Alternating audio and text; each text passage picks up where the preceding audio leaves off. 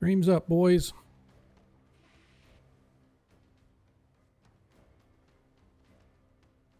Welcome, welcome, welcome to anybody that's showing up a little early as we once again start our audio checks. Hopefully we won't have any issues like I had last week at the start where suddenly my internet decided that it wasn't going to internet. And I think we got it good tonight. I checked and I'm running pretty favorably on Ethernet. Not as good as I would expect, but at least it's well above what we should need. And as my phone goes off, I shall be back momentarily.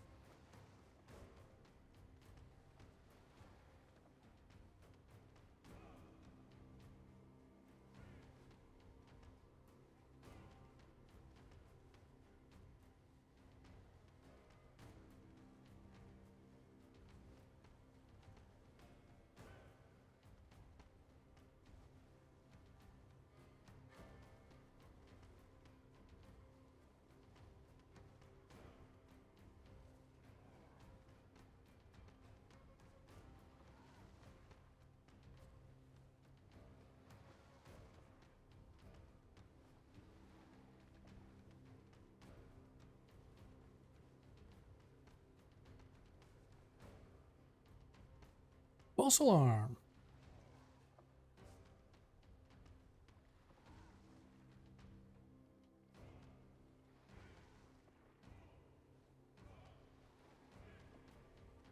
As we settle in, check. Anybody out on the stream can hear us? Let me go look and see. Is there anybody even watching out here? Probably not. But that's okay. We'll get people in here eventually. See how we roll. Let's do the mod view. See how we're rolling here. Yep, he didn't claim them, so I don't know if I should give them to you guys tonight or not.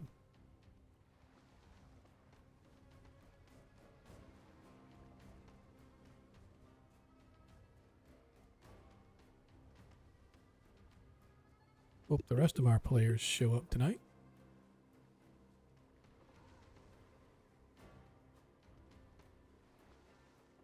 It's here in about 3 minutes. I'm going to be kicking this bad boy off. And if it's just you guys, it's just you guys. No, this will be interesting with me and him negotiating with the elves if we get back to that. The cleric that doesn't know what's going on and the dwarf that just can't see how bad it is. Yepper. It's going to be right into the fire tonight. Oh, God. Where did we leave off again, Sean? Remember, you guys walked into the... You took out the ghost and... Well, not the ghost, but the whites and the shambling mound in the northern chamber. I'm not going to play by its rules. Yep, and then you went down into the southern one, and just as they all appeared, that's where the end of the game was. So it's like literally right into combat tonight. That's a man. It's a mutiny. It's all right. I think it's going to be fun. Kind of hoping that Nyla would be here, though, since this is her thread. It is her thread. Trying to save her sister or whatever. Listen, man, she's a half elf, so she's kind of a weird gray zone right now. She's not a half elf; she's a half orc. I thought she was half. Not Nyla, her sister. Oh yeah, her sister's half elf. Yeah. Yeah.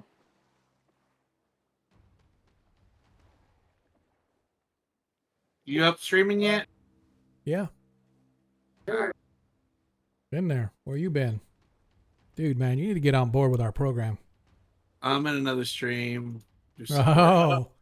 Yeah, I got other communities that I'm involved with. Mm-hmm. So I just telling them that we had a D&D session to come check us out if y'all wanted to. Nice. Got it. Yep, I just put the stream up and I'll be kicking off the actual game. The official stream.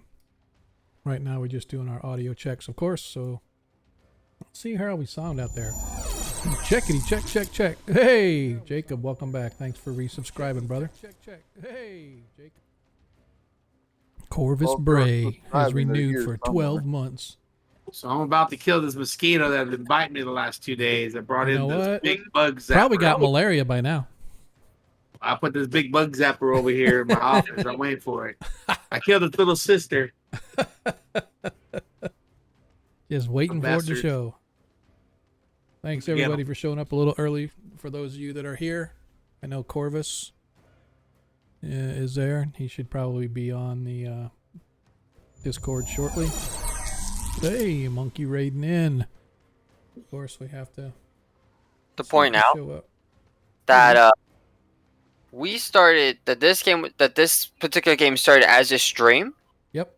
which means this game has officially been going for a whole entire year. Yep. You are correct. Because I believe I actually a little bit over a year, because I think I subbed month 2 or month 3 into the game. Yeah, something like that. I'm not 100% sure. Well, no, because remember we started before technically Twitch started in April. That was when I first started. When I first started, and hang on, let me kick this thing off. We can talk about it once we get started. So we should. I'm gonna go Yep. grab me a fork and a drink. All right, man. I got my dinner right here. Kick this bad boy off, man. Here we go.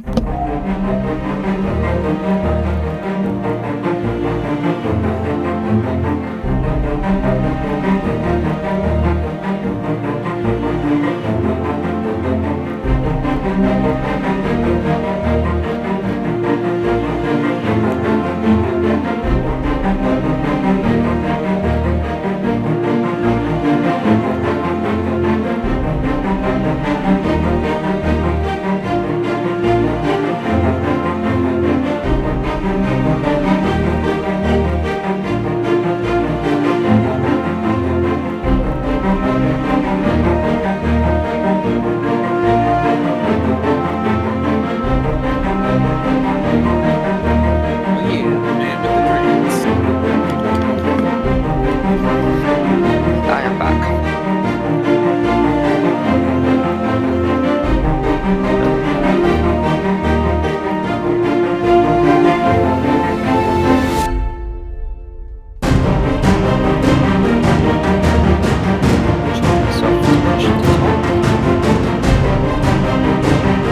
Yeah, it's been a year.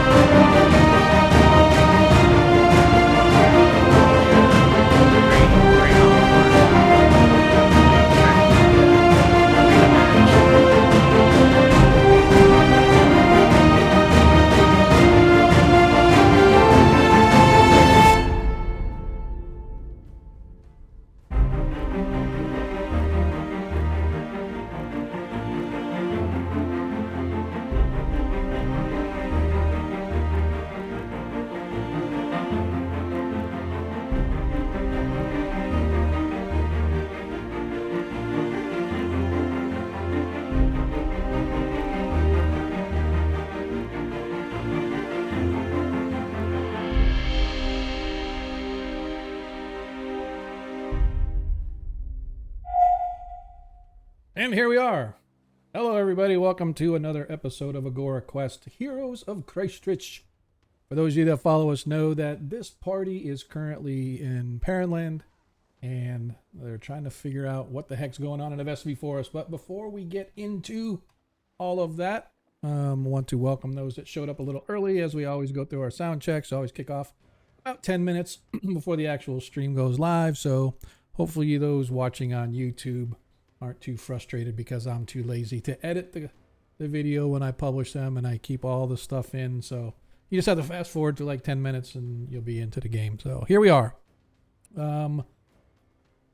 If you haven't followed us before, we are here Monday for our first edition game. Same time, same channel, obviously, 7:30 to 11:30 Eastern. And then, of course, this game is every other Friday as our 5th edition game, our Heroes of Kreistrich. If you know as well as I do, when you kind of watch a Twitch stream, you earn tokens as you go. And, of course, here at Agora Quest, you can trade those tokens in to help our party. So the more you interact, the more you show up, the more things you do, whether you subscribe, cheer, do whatever it may be, the faster you can earn those tokens. And of course, you can trade them in to help our players. Trade in those tokens for a Nat 1 or a Nat 20, which means anytime during the course of tonight's session, if they have it available, they can swap out any dice roll with a Nat 20 that they have handy or a Nat 1, as the case may be. For example, if I crit hit them with a Nat 20 and they have a Nat 1 on hand, they can replace my dice roll with that natural 1. Vice versa, if they really need to succeed at something, they can take the Nat 20 and, auto crit whatever it is that they are trying to do. So I know our party is always appreciative of those tokens being donated to them. Especially, I know it wasn't so bad last stream, meaning our Monday game. The dice were actually rolling fairly well, but sometimes we can get into a dry spell where the electrons aren't flowing the way they're supposed to on our dice. And those Nat 1s and Nat 20s come in handy. And with that said, one of our 1E game players has pledged 9,000 tokens to give you guys a pair of Nat 20s and a Nat 1 to start the game off with tonight. And he better come in and trade those tokens in, because otherwise I'm going to auto crit him every time Monday night. So players, if you would take note, you do have 2 natural 20s and a natural 1 on hand to start tonight's game. That individual would be Ronnie. Yes. Thank you, Ronnie. Ronnie Noblight, our druid from our first edition game. Absolutely. Also, I do want to say that your humble DM is more than willing to accept the same Nat 1s and Nat 20s. So if you want to feel sorry for your humble guy here, feel free to throw tokens my way. Also, should you decide that you want to aid our party even more, for every 200 bits that you cheer, you can grant 1 advantage roll to a party member. Now that cannot go to the party itself.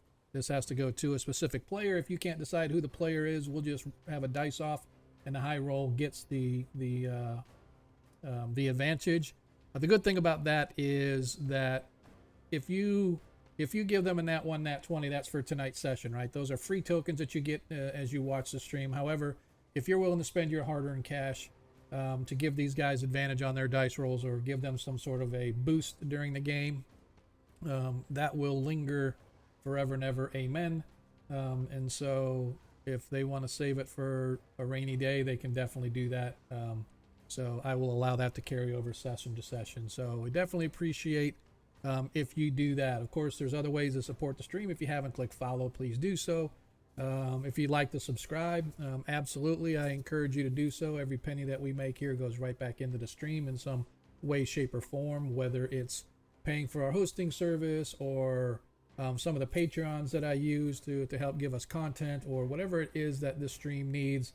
100% of the monies made go right back into the stream. And so, like I said, if you want to subscribe, if you're not somebody that wants to do the recurring subscription, obviously you can just go subscribe, and you go to your account and you can say, hey, don't renew automatically. But if you want to even go through all that trouble, we do have a tip page. Just go to our twitch.tv/AgoraQuest, and on our about page right there, we have a way that you can hit our tip jar. So you just make a minimum donation. I think it's like $1. And the good thing about tips is there's no Twitch cut. Like Twitch does a 50-50 thing where 50% of what you do goes to the stream and 50 goes to Twitch. And if you're a partner, it's like 70-30, 60-40, whatever the rules are there. But for tips and whatnot, that literally goes right to the content provider, with always that caveat: whoever's doing the processing is going to take their cut. For example, if you use PayPal, they take a couple bucks out. as a processing fee, whatever that is, and there's some other credit card services that do the same thing. So that being said, definitely encourage you to get out there and help support the stream. And last but not least, we do have a merch page. If you want to get you some Agora Quest stuff, a hat, cup, sticker, whatever the case may be, man, just go drop a couple bucks on the merch. Just, again, it's all for supporting the stream and helping us kind of grow and keep this thing rolling. Last but not least, if you like Greyhawk content, which is what we are a Greyhawk world game, I encourage you to go to the Greyhawk Creatives Twitch team page, which is twitch.tv/team/Greyhawk Creatives. Once again, you can go to our About page and get all these links. And to take you over to the team page set up by Lord Gazumba, and that page has like a plethora of other content providers on Twitch that do Greyhawk stuff, whether it's Lord Gazumba, whether it's Blue Box, whether it's Anna Meyer, who's some of the other ones, oh my gosh, like brain cramping on some of these guys that are like Bill the Master Crafter, a few others that are like really, really good at what they do. They do a lot of Greyhawk content and some not so Greyhawk content, but it's D&D and gaming related and stuff. So I highly encourage you guys to go check that stuff out. So that's us in a nutshell. Me speaking for as long as I can, waiting to see if some of the other players show up. So I know tonight we are going to be without our ranger because Mazing is actually up in Gen Con. And so our ranger is not going to be here tonight. So somebody, i.e. the Dungeon Master, is probably going to have to be running Desmond. Not sure where Praviskro is. Have not heard from him. Tried reaching out to him message-wise. Haven't heard back from him. So looks like I'll cover if I have to. I'm saying, hey Jay, thanks for speaking of, because we were talking about Lord Gazumba. He shows up in our channel as I look on our stream. Thanks for showing up tonight, dude, and giving us your support. So yeah, go check him out. Check out his channel, man. He's got so much great content. And again, it's not necessarily all Greyhawk related, but it is old school, first edition, second edition type Dungeons and Dragons stuff. And he's got some big name players that come on there. And yeah, it's definitely worth your time and effort. And he's kind of the one that kind of got me into it. I figured if he could do it, I could do it. So what the hell? Here we are. So anyway, yeah, so I appreciate if Nilo, if you would continue to manage Praviskro. If he misses another week, I'm going to start advertising for a new 5th edition player. So Rip. I know, but he's busy, man. You know, I mean, I'm not gonna down the guy. It's just, you know, I want people that can be consistently here, right? There's a difference between, you know, getting off a couple times here or there, or hey, I'm at a convention, you know, can't make it. Or I got something going on. Look what happened to me. You know, it happened to me a couple times. Hey, dude, sorry, can't make it tonight. And that blows, but at least I'm trying to be consistent. And so we'll talk about it. We'll get it figured out. But hopefully, because like I said, his job thing, it's like he'll be rolling along, and all of a sudden his job will throw him a left hook, and he'll end up not being able to show up. But he hasn't said anything yet tonight, so I don't know. Jacob, if you've got his number, if you want to either text him or Discord. or Discord him or whatever the case may be, just ping him and say, hey dude, what's up? Because I show him as being online, but that could be a false positive. You know, he could be. Yeah, I'll go ahead and quickly do that. Yep. What's up? Okay. So let us talk a little bit about what has been going on. So for those of you that are new, hopefully you can keep up. Those of you that have been with us a while, let's do just a quick recap over the past month or so of what's been going on with the party. The party finished up in Vostron, and as they were leaving, now Vostron is this sort of a mining community in the lower hills. They did a little bit of stuff from Vostron. You know, they went and checked out this old mining community called Vermilion, or Vermilion, however you want to pronounce it. And they cleared out some fey creatures there.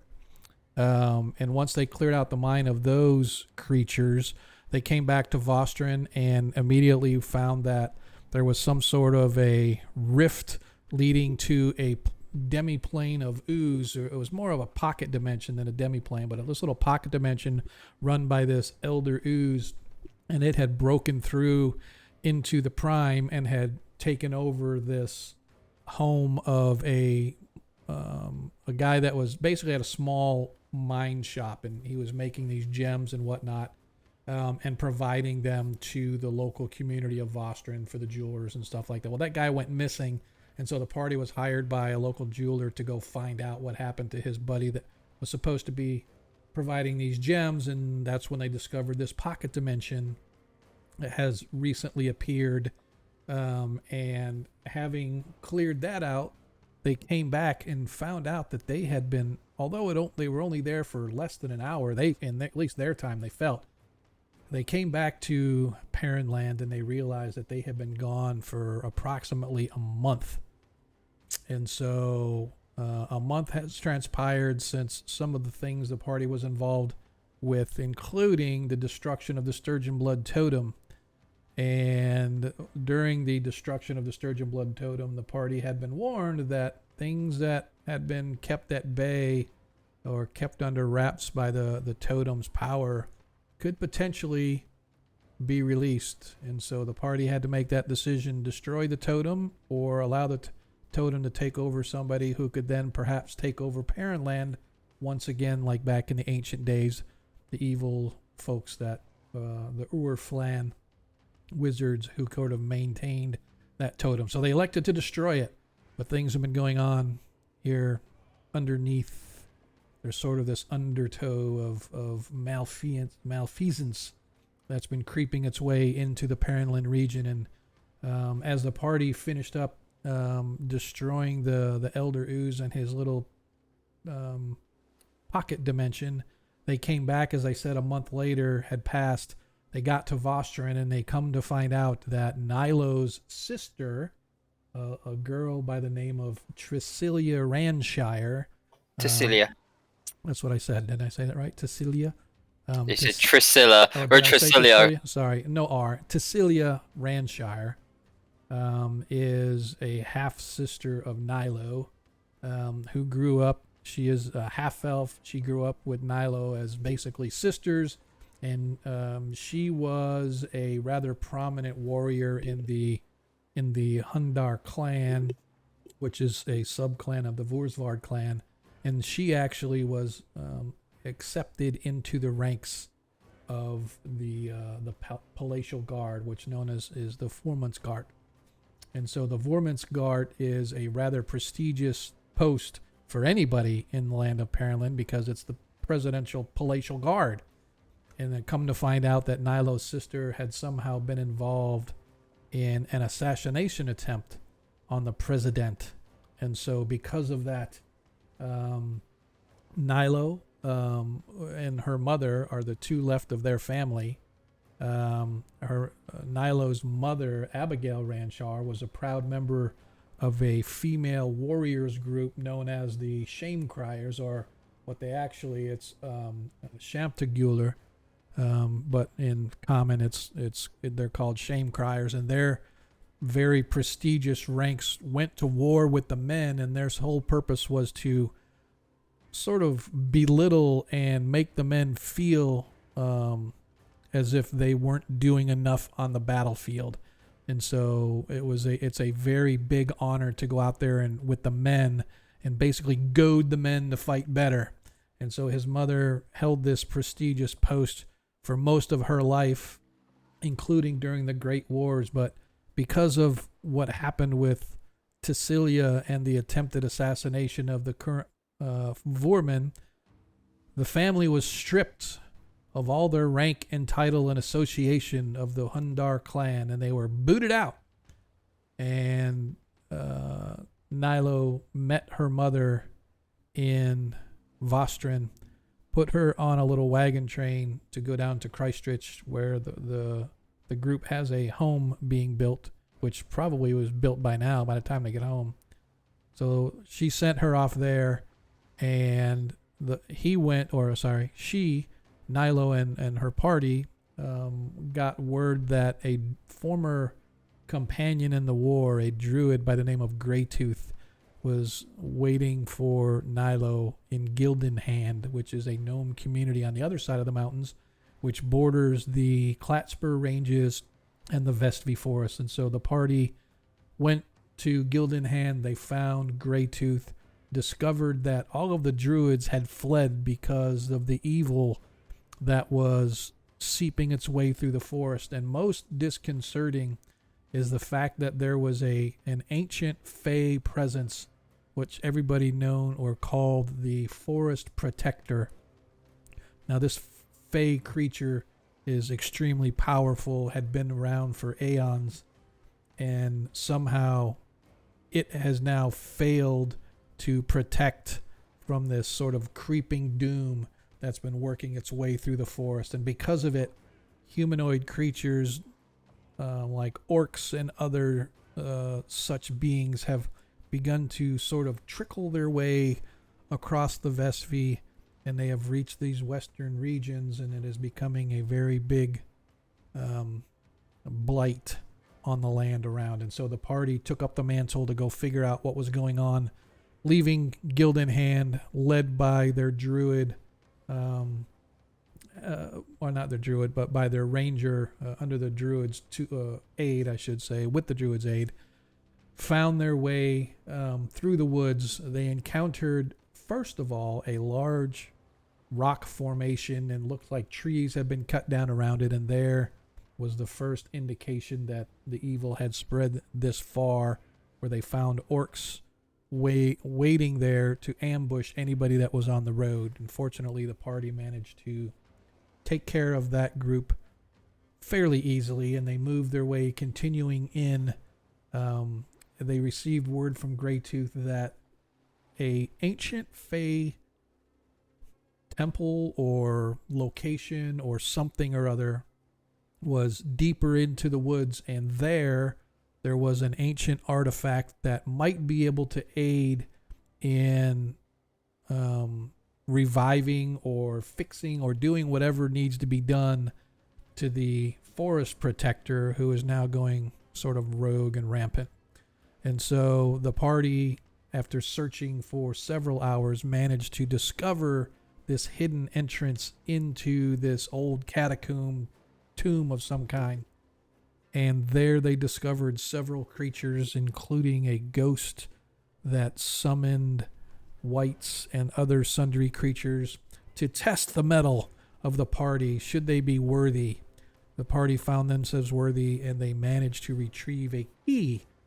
Now they realize that there is a door that they are unable to get through, and that door has two large keyholes in it. And this key that they found is about probably 3 to 4 feet long and a couple feet wide, or 1.5 feet wide, whatever. So there's one of those, think of one of those big keys they give for people keys to the city. They give these big, huge masks. Think of something like that made of solid metal, and it's heavy.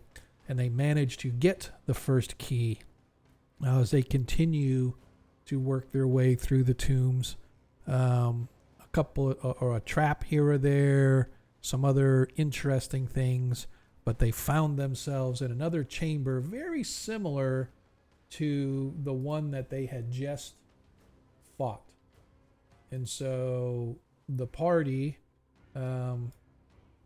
figuring that it's probably going to be something similar to what happened before, charged down into this southern vault, and there they were beset upon by another ghost, an elven spirit or a fey spirit, as it wailed its story, telling the party that only those who are worthy are able to pass through the bars to get the key. And of course, our friend Ragnar, being the of sound mind and body, said, I'm not going to play your game, and walked directly over to this barred or set of bars that is blocking going into the eastern half of this little chamber, because there's a pedestal with another key on it. Do the rest of the races have their own united book of grudges against the dwarves? Maybe, probably. That's all I can think of, is that Listen, nobody man, likes the as far as dwarves. I can tell, I don't know. The elves don't think clearly. So they would never agree with the halflings on what would be considered a grudge, because they're happy-go-lucky people.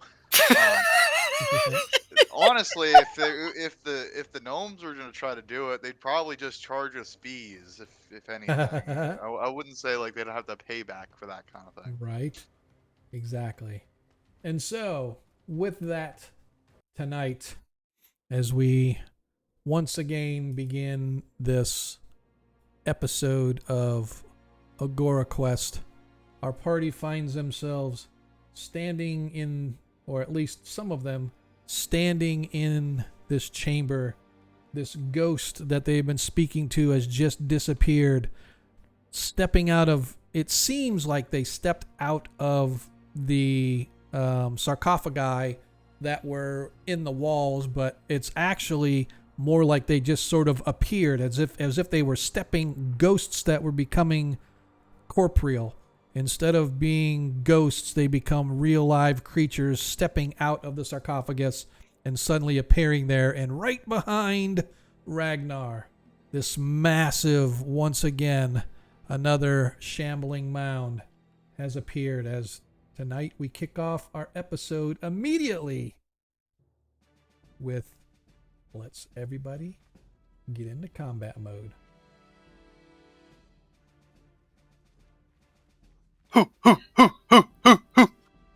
Sure, I got everybody. Eagle needs to be removed. First thing Freakus says is, "Oh my St. Cuthbert." Everybody roll for initiative, please. Listen, man, what's in front of me is one big pile of shit. Pavis grows a 25. Got the +2? Yeah. Okay. All right. Oh, you got a 20. Nice. Oh wait, You got an 11. it's like golf, right? If their dice affect my Ragnar die got roll, three. three. I want to shout out, by the way, La Hacienda at Aloma and Connor, I haven't done a Cimarron. single good initiative Good roll stuff. yet. Wait, what did I say? Oh, Oh, La Hacienda? Yeah. Yeah, my buddy wanted to go there for lunch today. I'm eating the rest of my burrito right now. Nice.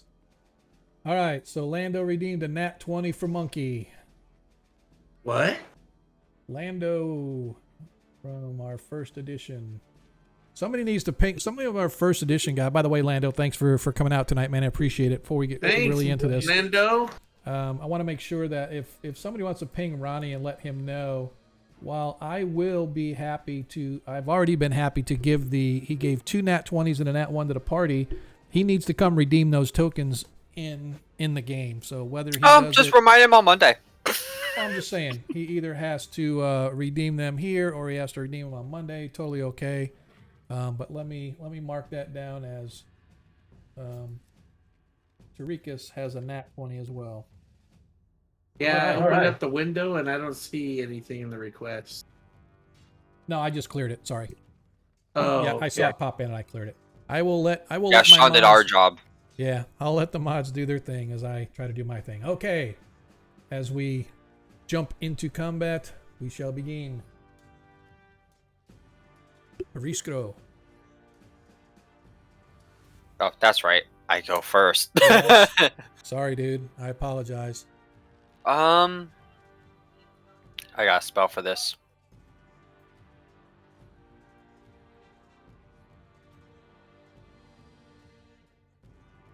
Wonder if there's somebody out there that would want to just come in and play Paviskro, and I could just assign them to the token during that time. There we go. Fairy fire. Right over that. He Alright. waves his hammer in the air and ding. All right, so they have to do a dexterity save. So let's see. Let's go for this white. Saving throw. 15. He makes his saving throw. Alright, that's illegal, but Okay. I'll allow it. I wonder if this will do for all three. Sorry, I'm going to see if it does for all three if I do. No, it only does it for once. Oh, so this failed. white, the second white fails. So the southern white, this one down here. Yeah, give him a status. Yeah, I'm going to. Oh, you know what? I forgot. I can do it this way. Here's where is it? Oh, conditions. What do we want to? Just say Anything works. Yep, he is marked. And then the shambling mound. Oh yeah, this is gonna be good. Oh yeah, nope. I saw that 20. I was very concerned for a moment because I saw the Yeah. 20. Exactly, and he is marked as well. All right, that is it for Praviskro, or is he going to move? What's he going to do? He's got to back up. Okay.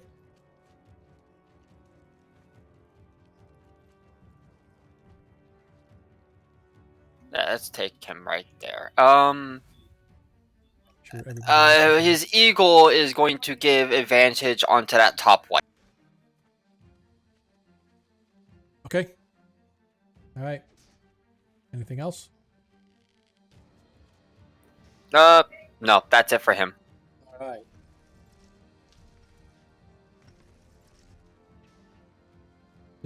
As this white comes screaming across, targets Eureka's.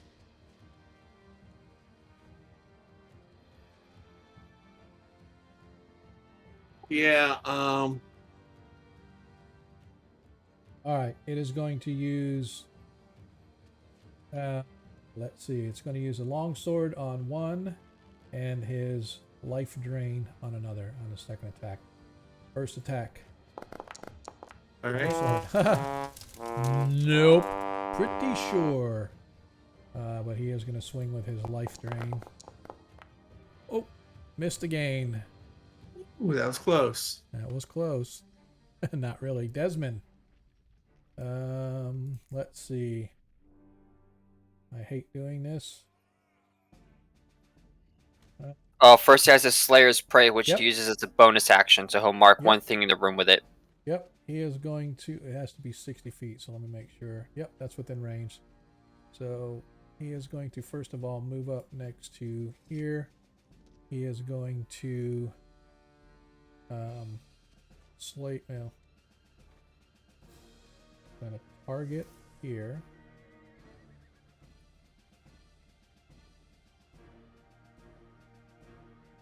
Let's see. It is going. He's going to mark it. What Slayer's Prey, but it doesn't give me anything on here to do. So I am just going to. Yeah, it just does d6 damage.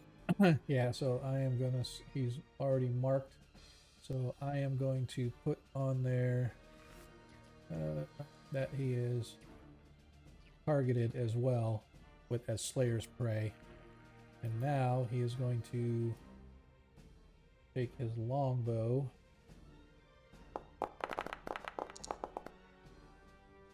Ooh, no, is he? And he misses the shambling mound, so that's okay.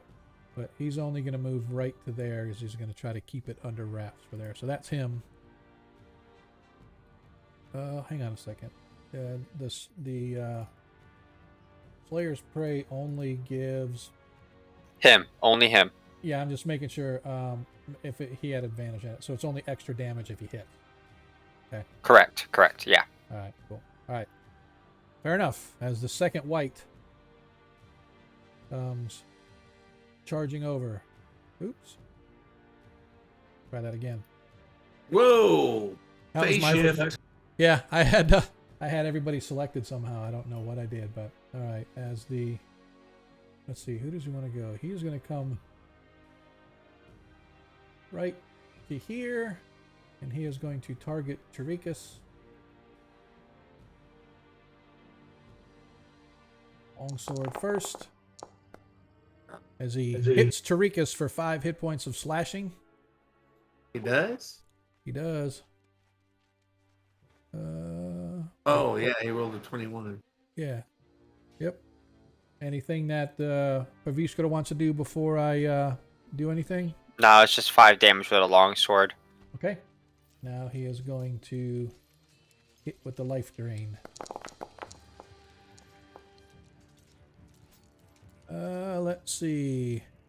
19. He hits Tarikas. I need you to give me What did Life Drain do again? life drain. All right.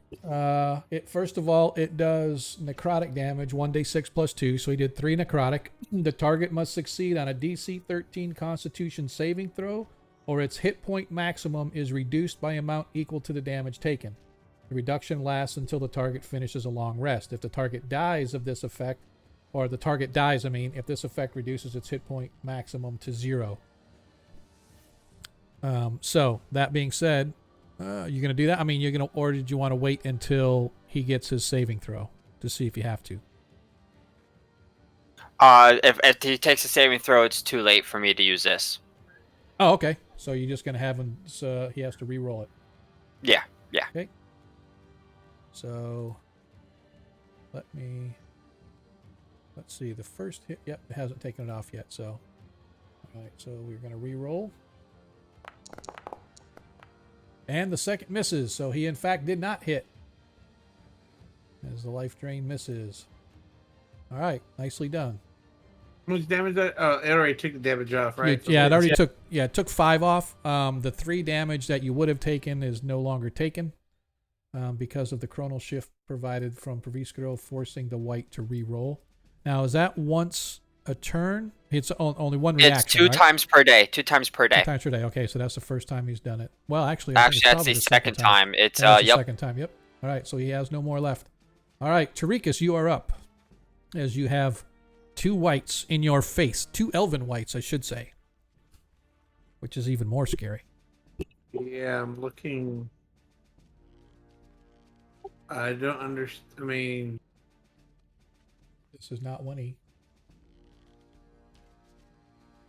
I'm just looking at. You have turn undead if you so desire.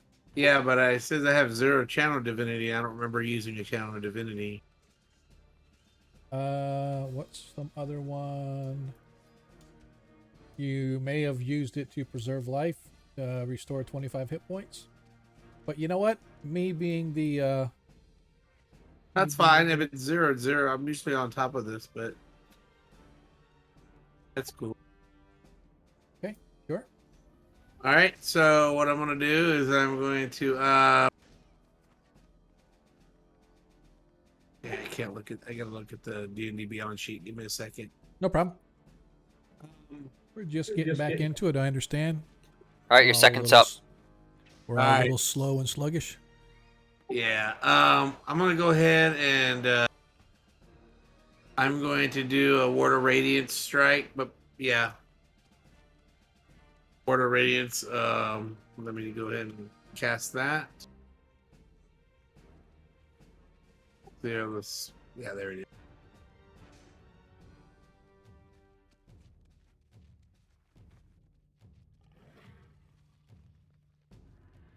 Okay, I clicked on roll. What? I didn't see anything. Did it pop up? Nope. Okay, I'll hit roll again. Are you rolling just on the regular, or are you rolling from the sheet or whatever? I'm rolling from Tarikas' sheet on the Foundry. Huh. Clicked on Ward of Radiance, and I'm clicking on roll. And nothing's happening. Let's see. Word of Radiance, you said? Yes.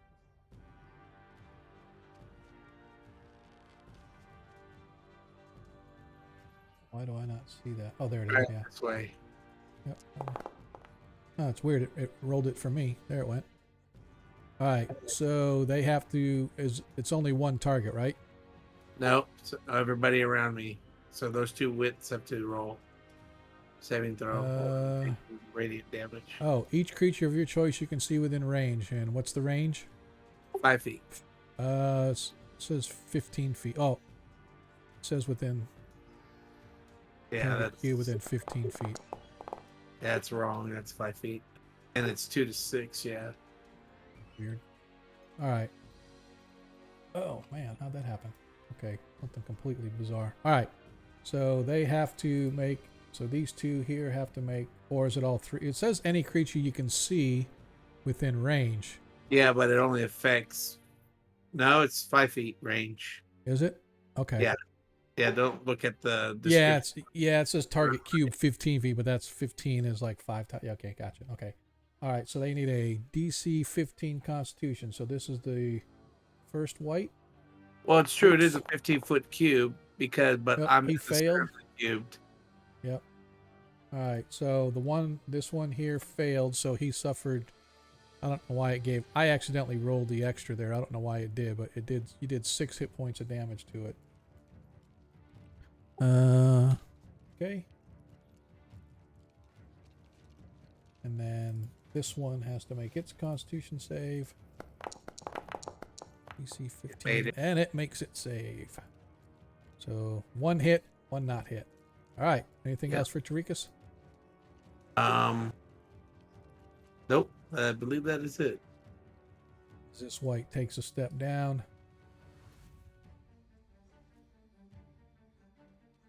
Takes a target on the dwarf. Swings with the longsword. And badly misses. As he then goes after the life draining effect. 19 hits.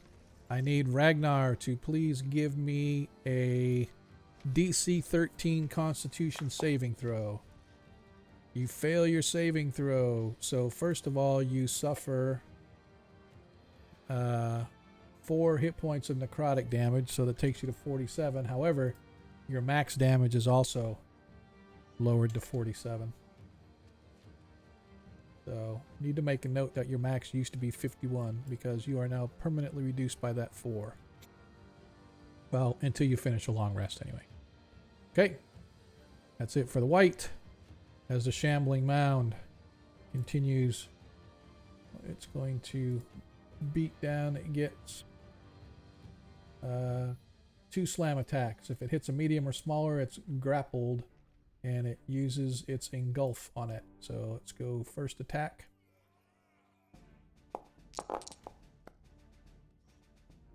As the first slam attack hits you for 15 hit points of bludgeoning damage. And the second slam attack misses. So that's it for the shambling mound as it slams into you one time, nearly drawing you into it, but fortunately you're small enough and stout enough that you wiggle away from the creature. Nilo, you're up. Oh, I was in the process of changing blades. Okay. Time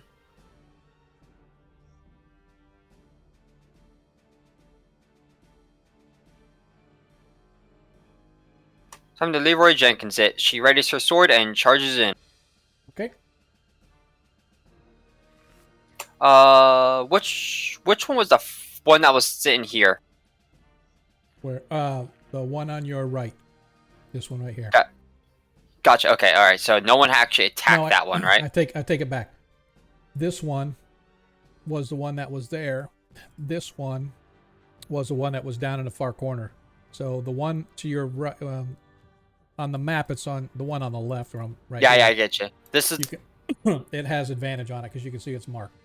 All right. This one here, they haven't attacked it yet. Like No. with a physical weapon. All right. So Nothing she's going yet. to attack that one with her sword. Okay.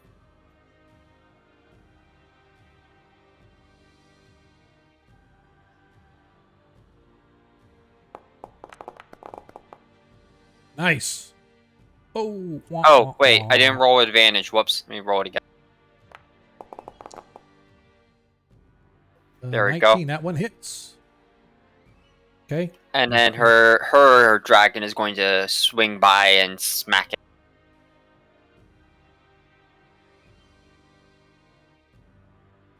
Going to do what? Just It's going to give her advantage on her second attack. okay.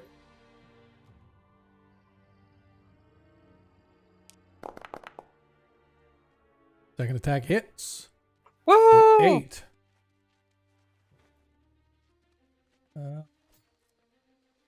Which one did you hit? You hit that one, right? I hit this. Yeah. I'm just wondering. I gotta look and see.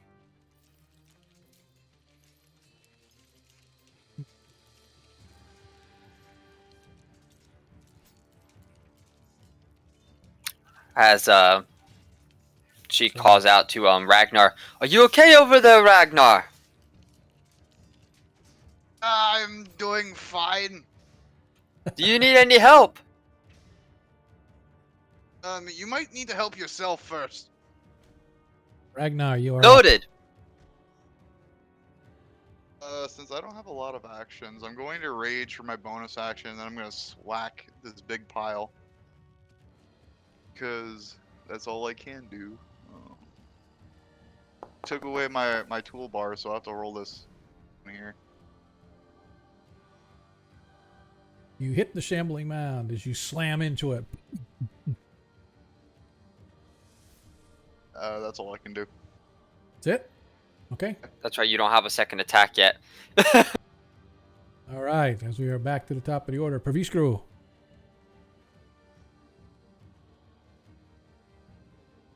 Oh, actually, roll one more time on the shambling mound, Ragnar, because it does have you do have advantage because it's got fairy fire. Oh, I can just roll a d20 real quick. That's fine. That's what I meant. You're fishing for crits now. Yep. Yeah, I figured that was the case. The d12. Whoops. I do want to remind everybody you do have 2 nat 20s and a nat 1 available to you. Good man, we're not going to use those. Just saying. Oh, no crit. Okay. That was Crit. almost a almost. Yeah. Close Yeah. to me. All right. Praviskru. All right. Okay. Let's kind of thin these out a little. He is going to target the one with fairy fire. Okay.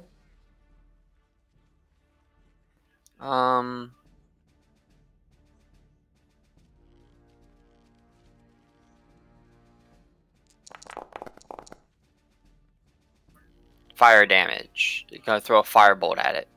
All right. Flats for 6 hit points of damage. Boom. That it? And Ragnar now has advantage against the white beside him if he decides to attack it. Okay. As this white, all it does is reach out with his longsword, going after. Misses Tarikas with the longsword. Goes after with the life drain and misses with the life drain as well. This sucks. Desmond. Let's see. What can he do, really?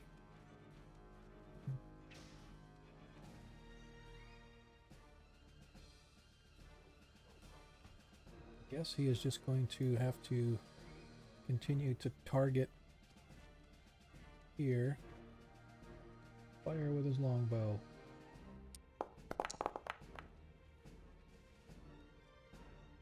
Oh!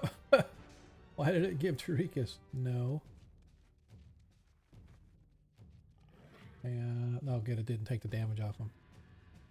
Hang on. I want to make sure. 4. Yeah. No, you did. It did. You're back to 43. Yeah. Yep. All right. Took off there. I apologize because I had you targeted. And I am going to roll a 20 just to see because he has advantage. Oh, he does an additional 6, by the way. So I have to take an additional 6 off of there. And I'm going to roll to see if he critted. Nope. No crit for there. All right. As the white targets Nilo.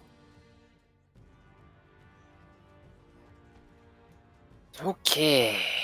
First action with the longsword. 20 With longsword, I'll let that hit. hits. Okay, 7 hit points of damage. And 15, 19 hits. You can use your reaction if you want. Breathe up. All right. As misses. I applied an active effect. Yeah, I accidentally clicked it too because it came up on mine. I thought it was for me, so I clicked it, so it applied it on me too. So that's okay. Well, He don't get no shield. I didn't give him a shield. yeah, whatever. Where is? Pardon me. Alright, I'm not going to worry about it. It'll last for just a second, so. Oh, here we go. Let me see. Effect. Why is it?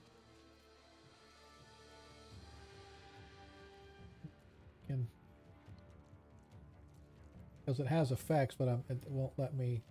It's only temporary now, but it won't let me get rid of it. Oh well, I'm not gonna worry about it. Just know that the white does not have a. Tarikas, you're up.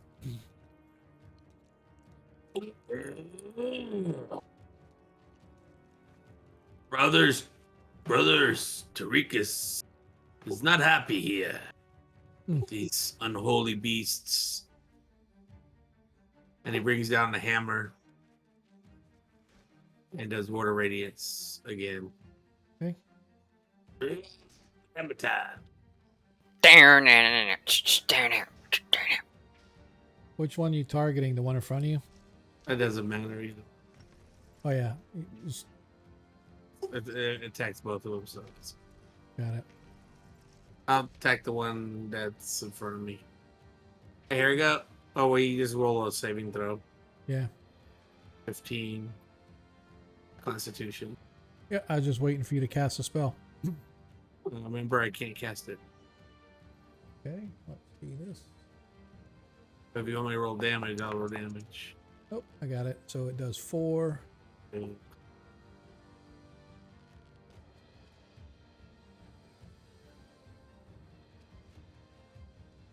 Weird that it went off way down there. Okay.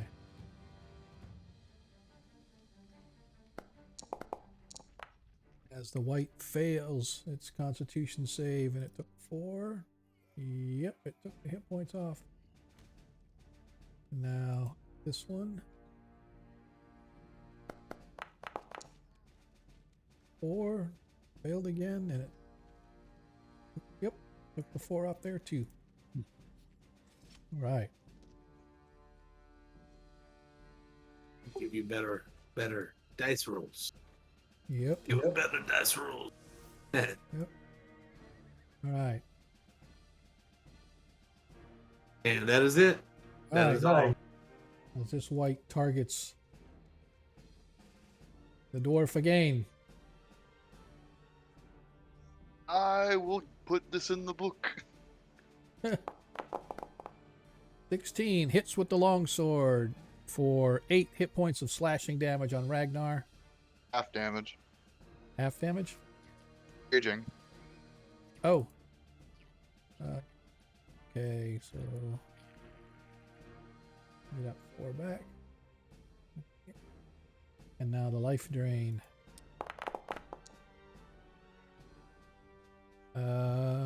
Misses with the life drain. As a shambling mound, however, takes his turn.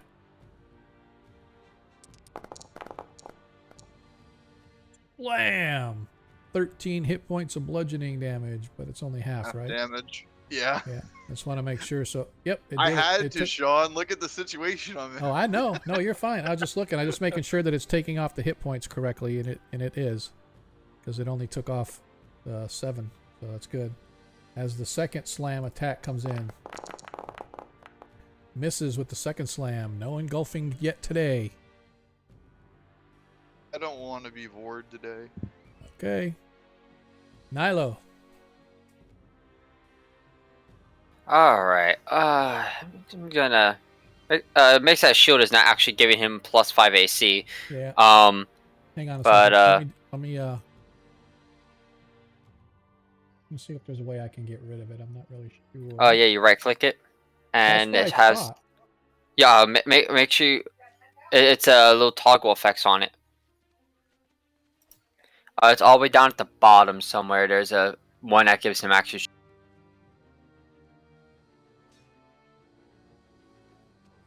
that's what I'm looking. It has effects. There it goes, it's gone. Yep. Okay. I just had a... It's weird. It wouldn't let me do what I wanted to do, but that's fine. Okay. As the bird flies through, giving you advantage on whomever you're attacking. Yeah, the same one I was attacking last time. Okay.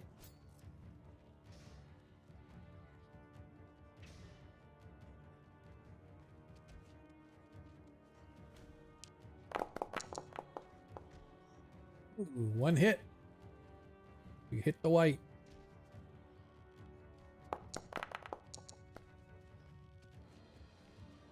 Yep, and you hit the white again. No crit. Rip. Crit. Yep. All right. Anything else for now, though? That'll be it. Okay. Okay. Good. Just making sure that it's taking off the hit points appropriately. Cause...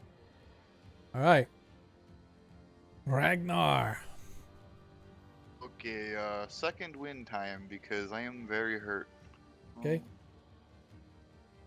Might do this from this toolbar though.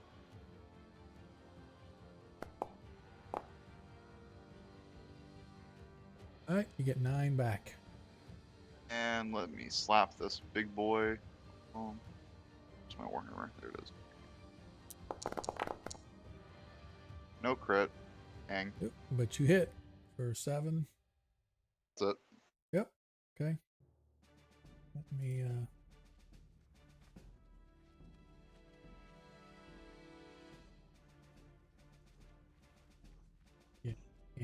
Nothing really that he can do to spell wise either. Okay, back to the top of the order. Praviskro.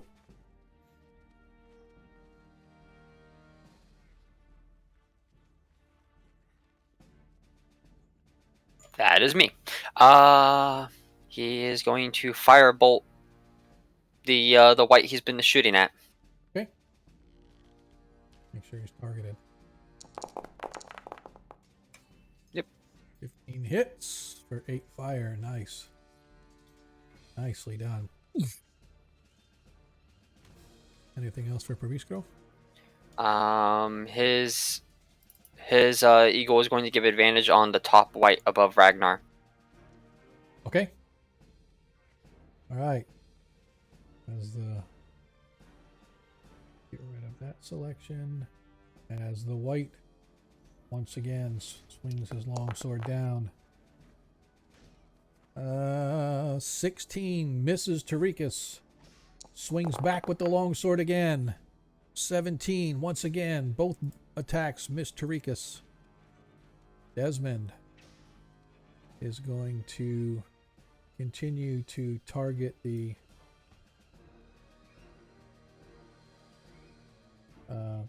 gambling mound with his longbow. Of course not. The bow fires, completely sinks. It strikes into the shambling mound as it just sort of disappears in this big, huge, shambling piece of plant, apparently doing no damage as this white targets Nilo. No targeting me. Yep, sorry. 10 hit points of slashing damage. Ooh.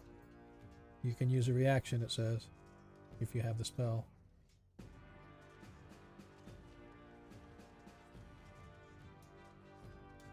Orcish Fury attack. 17 hits the white for 9 hit points of damage. Oh, no crit. Okay. Okay. As she's going to take the blow and return it in stride. And shame it didn't kill. As its second attack with this longsword comes in and hits you again, this time for 8. You can use a reaction again. Actually, you're only allowed to one reaction, right? Oh, you. Yeah, I can't use that. Yeah, so that goes through. Yeah, I'll Okay. take my spell back. Okay. All right, so you suffered an additional 8.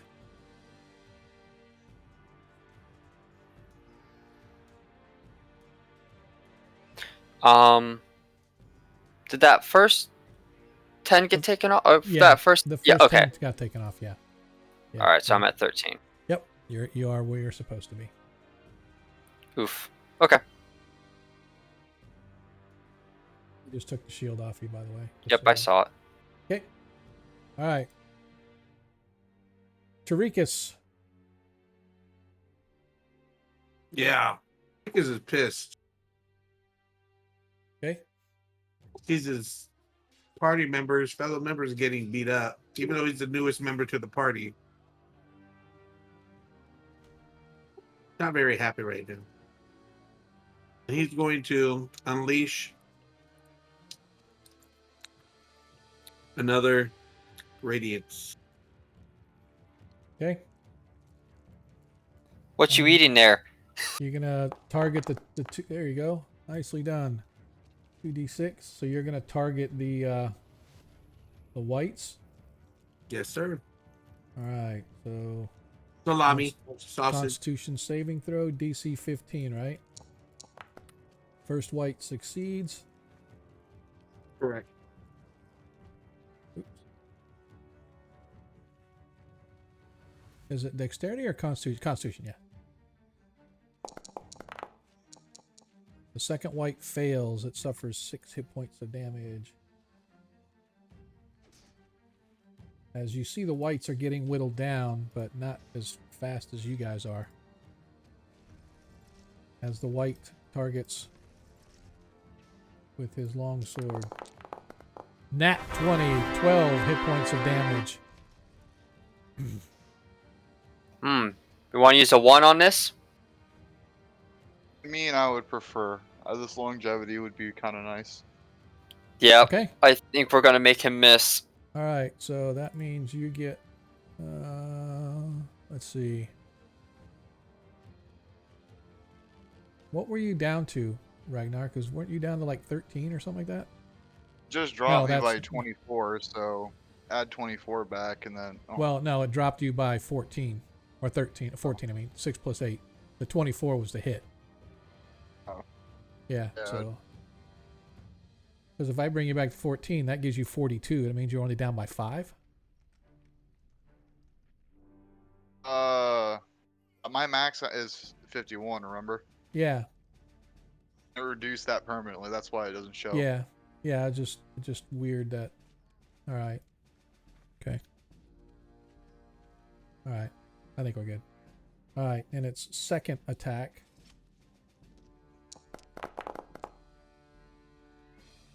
Hits for this time only 3 though. Oh, that's why, because you were getting hit, but you're only taking half damage. I'm like, that's why. Okay. Okay. Well, that's what happened. Okay, hang on. Here, brought you back to 14, so you had 28. That's where you should be. I forgot I was taking half damage off, so it didn't take all 14, it only took half that off. So I knew you were a little lower than I thought. But I got you where you're at now. Okay. We are good. As the shambling mound takes his turn.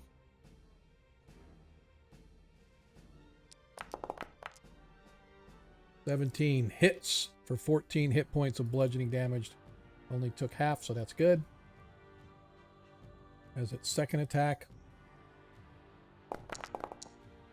Misses. Damn, so close. I haven't had a chance to use its effect yet, man. I want to be able to use the engulf thing. Listen, man, I'm happy because Ragnar dies. Is about to happen. Nilo. Ow, ow, ow, ow. Yep. Oh, ho, ho, ho. Nice. Nice. That's a roll that I needed. Okay. Alright, so she's going to attack the white in front of her first. Okay. That helped. Was so close to that nat 20 as you hit the white for slashing. Nice. As you see that the white you're beginning to weigh into it as its little bits and pieces of its armor and its flesh and stuff are like falling as you like whack at it. But you could see that its unholy energy is still binding it together, but it appears to be wounded. And she's going to give advantage on him with her dragon. Okay. That's it for her, yeah. All right. Ragnar, you up. As a reminder, you have advantage on the white if you want to take it. Or you can continue on the shambling mound. I still have advantage on the shambler, don't I? You do because of the effect of the spell. By the way, I guess I should have asked, how long does the fairy fire last? Because I don't think it's that long. I thought it was like a minute. Right. 17 plus hits. That's all I can do. All right. 12 hit points of damage. Nice. You've brought it below 100. Good job.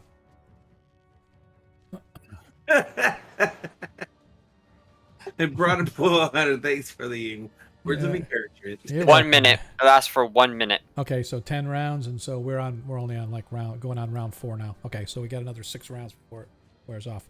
Paviskro. All right. I'll say target yeah. the white. Target the damaged white. Yeah, something needs to happen here. Double check that spell real quick. Firebolt. Lots of damage.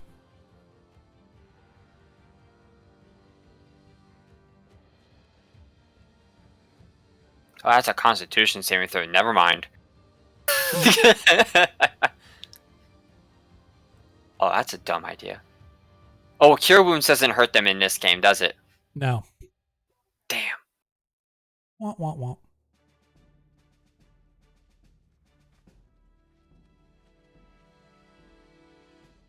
Come on, guys. What are we going to do? He's gonna. Oh, that sucks. He's gonna do 6 damage to that white. 6 damage. So close. And his eagle is going to give advantage on the white above Ragnar.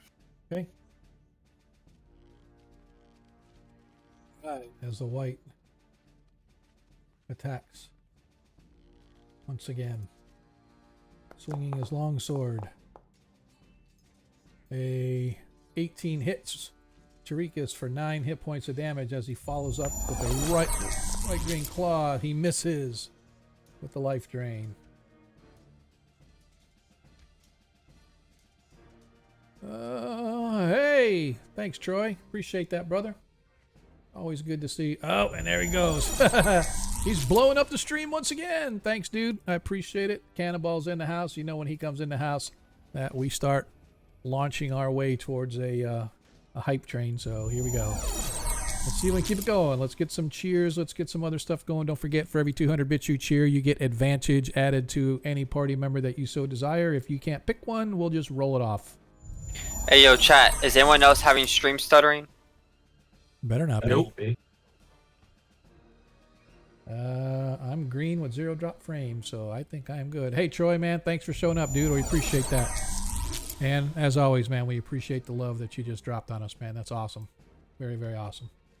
Yeah, Shadow Alright. Star, that's on your end. Fix the internet. Get. Not my end. All right, Desmond. What? What'd I miss? What'd I miss? What's he doing now? What? I don't know. I heard the I was wondering, did somebody cheer something? Or did I miss something? Oh, that's what it was. Cannonball just cheered 1,000 bits. All right, everybody. All 5. Thanks, dude. All 5 of you. Let me put that on our notes. Don't tell him that, because then the DM will take them all. Nope. So 200 per. Yep. Divide however we need. So right now that means everybody, and that's how I'm going to divide it up. So it's 1,000. We got 5 characters. Each one of you now has advantage on any roll that you want to put your advantage on. You can put that in your back pocket and use it whenever you want, from now until eternity, or until you use it, whichever. So thanks, Troy, man. That's pretty awesome, man. I appreciate that. Because they definitely need it, because they are dwindling down here. So thank you for my DM. So the DM has 2 advantages. The DM has 2 potential uses of advantage. Thanks, man. That is awesome. And Lando just gave me a nat 1. See, I'm just going to sit here and rake all this in. All right, let's see if we can't get through this without. See if we get through this without any more interruptions, because my I just can't do. So, I'm just going to continue to continue to attack with the longbow. Of course not. 8 misses the shambling mound. Yay me! Woo! All right, who's up next? Oh, the white. As the white that's barely standing. To untarget everybody here. Targets Nilo. Swings with the long sword. Misses Nilo as he comes back with his claw, raking across with a nat 20. 14 hit points of damage. Nilo, you could use a reaction if you have it available. I can't block a crit. It automatically hits. No, you shouldn't. No, you should be able to block that. No. Did No, you... shield would raise my AC to 24 anyway, but even so, crit natural 20 is an automatic hit. Really? Okay. Yeah. All right. So I need you to give me a DC 13 Constitution saving throw, please. Oh, that's the wrong one. I'll take it. Let's go. Wait, what's your bonus? What's your con bonus? My con's bonus is my save is a +5. Okay, so you made it anyway. So yeah. you made your save. So although you did suffer 14 hit points of damage, you're not reduced by 14 hit points for your maximum. So you manage that save on the life drain. Tarikas, you are up. Yeah, I'm doing. I'm casting a.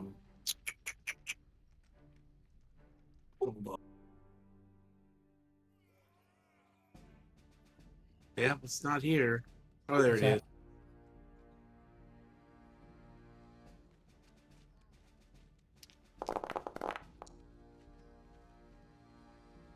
Spiritual weapon. All right. Right there. Okay. And let's see. Yeah, you get a 13, so you missed on your attack. That's fine. Let me. And then I'm going to do Word of Radiance again. Hang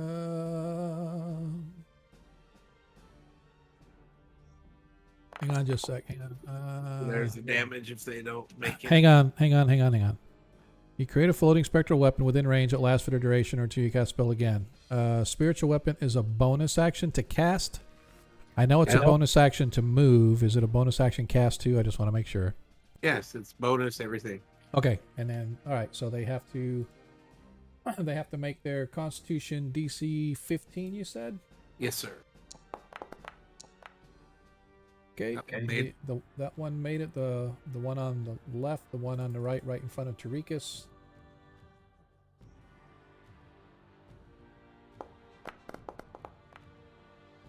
Fails his saving throw, so he suffers 7 hit points of damage. Nicely done. However, they're still standing. All right. Well, as that's all I can do. The white once again targets the dwarf, swinging with the long sword, and misses. I'm going to do a 50-50 shot here as he's going to do his longsword again. Hits with the longsword for 3 hit points of damage. Halved, of course, because you're raging. That's it for the white. As the shambling mound gets his turn. Of course not. Misses with his first attack. Misses with the second attack. Both attacks of the shambling mound missed. As you guys watch as Ragnar's down there bobbing and weaving, sort of the days of his fighting in the pits with all the creatures that were kind of thrown in there together in sort of a free-for-all coming back to him as he's sort of getting his groove on, kind of getting a feel for how the combat swings are going as the creatures are unable to land a blow. Nilo, you are up. Sorry, I was reading a message. I just got a new house. I'm moving at the end of the month. Yeah, yeah, All yeah, right. yeah. We don't care about that. We need to talk about you killing things. Yes, me killing things. Fuck this white in front of me. Nice. As you slam it.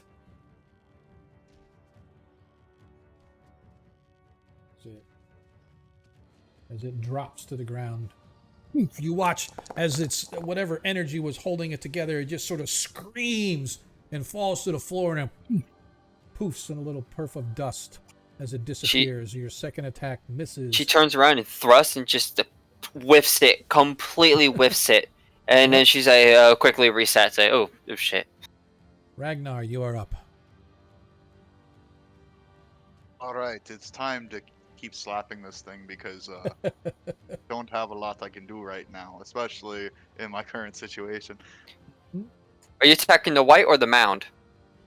I've been attacking the mound. Because the white has advantage on it too, and the white might be easier to take care of. I don't know. Up to you though. I was hoping you guys would clean up your whites up to this point, so I'm just playing it by ear. As you slam into the shambling mound for a massive amount of damage. Nicely done. That's a lot of damage. That I should have been that I forgot to mention, so it's too late now. But my rage does give me a +2 to damage, Okay. which does not reflect on these dice. Okay. I should have probably mentioned that I earlier. thought that's weird that it doesn't. No, it does. It puts the +2 on there. If you look, if you click it and expand it, it has the +2 for your rage on there. Making sure that's not being mixed up with my modifier. Because And it your says modifier is +2. it's a D8 +3 and then a +2. Okay then I'm good. Yep. So because when I clicked on you, I went to whatever features or whatever it was on for Ragnar, and where is it? I forget what it was, but I clicked on the your features, and then you go to I clicked on rage, clicked rage, and if you see it has a little rage token above you, and that the calculator automatically starts calculate stuff in for you. As Perviskro comes down, moves a little bit closer. Okay. Why does he move closer? Well, he's just going to move up. I'm just going to bring him down a little bit so he can see down in there. So now he has line of sight on the other white. If you want to try to take that white out while Ragnar's taking on the I should be nice. I should be nice to that one. like a firebolt or something, or whatever spell he wants to cast. Hit. No crit. No crit. As another bolt goes flying out, and it bursts into fire. Whoosh. You watch It's lit on fire now, right? No. It hits, it starts smoldering a little bit, and then it sort of dies down.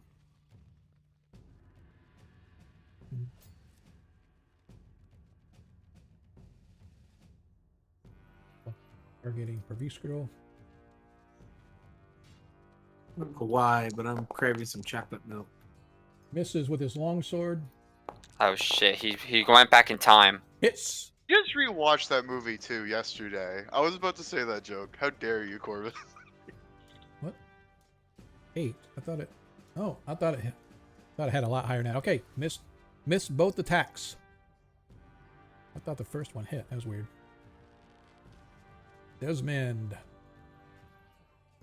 Once again. These are not the rolls you're looking for. Yeah, exactly. Hey, he finally hits. He hits it for 3. And takes the additional 6 off, so at least that. Not that low.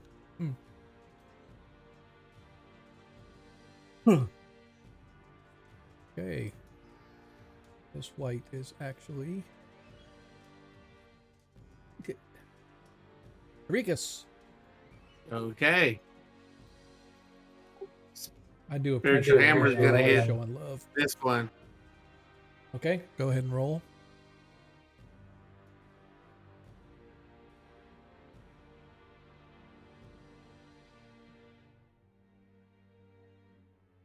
Yes. Appreciate you guys out there hanging us out, or hanging out with us, I should say. Apologize for the slowness of Tarikas. He's one of those slow-moving clerics in heavy armor.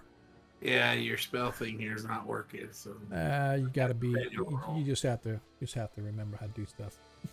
yeah. Yeah. Let me hang on just a second. You already Fine, cast. I'll manual roll. Well, you know why? It won't let you redo spiritual weapon because it says you have no slots for second level left. Yeah, but it's supposed to be working though. Well, it's if you have no slots. Well, yeah, but I mean, I can do this. You can just add slots back to your list by if you go into your spell book tab, you can just add slots back. Yeah, I did. Right there. Oh. So, Well, cast. I rolled an 8. Alright. We don't have to worry about that.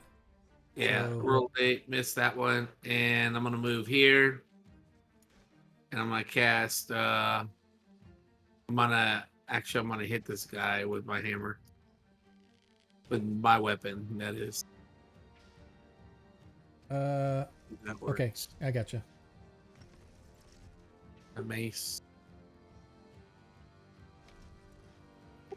Yeah. Just wanted to. I don't know. I'm on the thing up there where it says Tricus under weapons or inventory, clicking on mace and nothing's happening. So maybe I need to select target. Yeah, that will be why.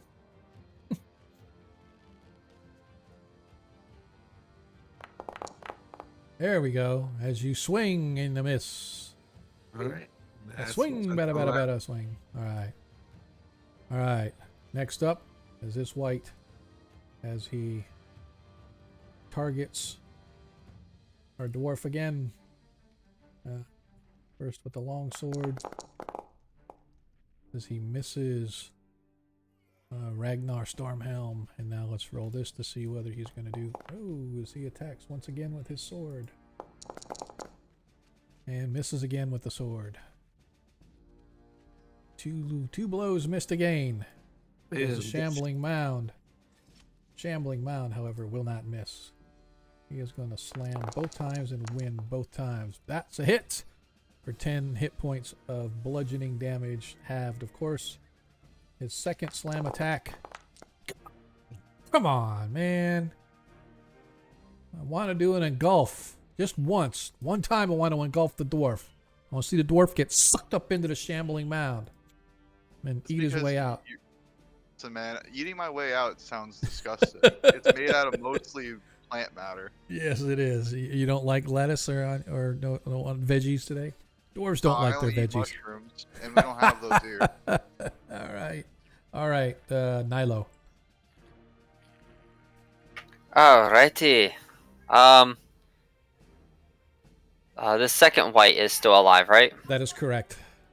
And you have advantage on this one because well, actually, no, I take it back. That was Yeah. Yep, I take it back. Yep. So I will allow that since it's on your turn.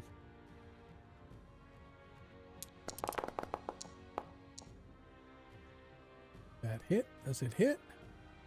It 19 hits. It hits. But I don't think that 12 does. Nope, 12 does not.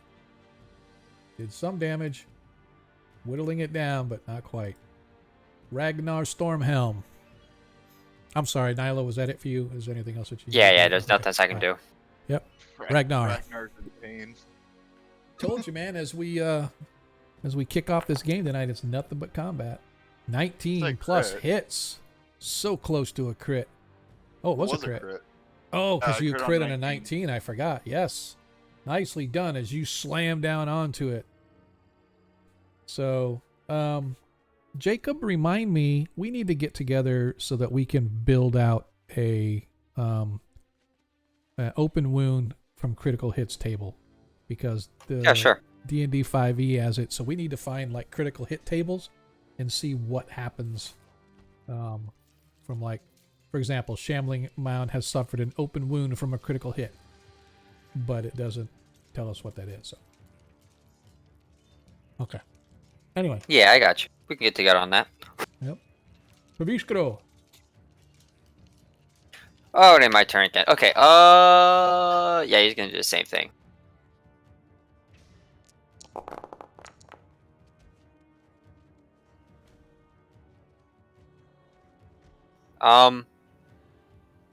It's dead, Jim. Oh, is it dead? No, it's No. not dead yet. But Holy shit. I have to say, we need to really look into this crit. Oh, that's right. I forgot. I forgot. That's my fault. I auto max crits on our 5e. That's why I've been like, why in the hell is we getting these max?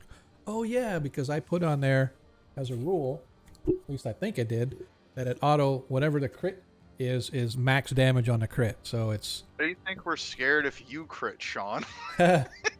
It Because is if the not monsters quite crit, we die. dead. It is not quite dead. As the white here targets Nilo. what? No, don't target me. I'm innocent. As it Ha! misses with the Missed. longsword. Coming back with the claw. Oops, wrong thing. Doo-doo. Coming back with its claw. As it hits for 3, I need you. You can either use a reaction or not. I need a DC 13 Constitution saving throw. As you fail your saving throw, so your max is down to 41 now, and you already suffered the 3 hit points of damage. Ow. All right. As our ranger once again targets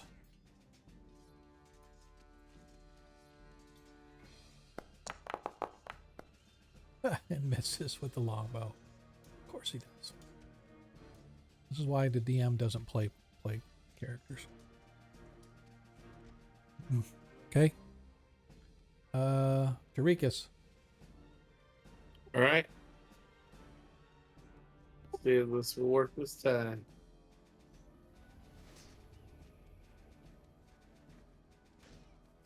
Yeah. Okay. Spiritual hammer on the Okay. wit that's up.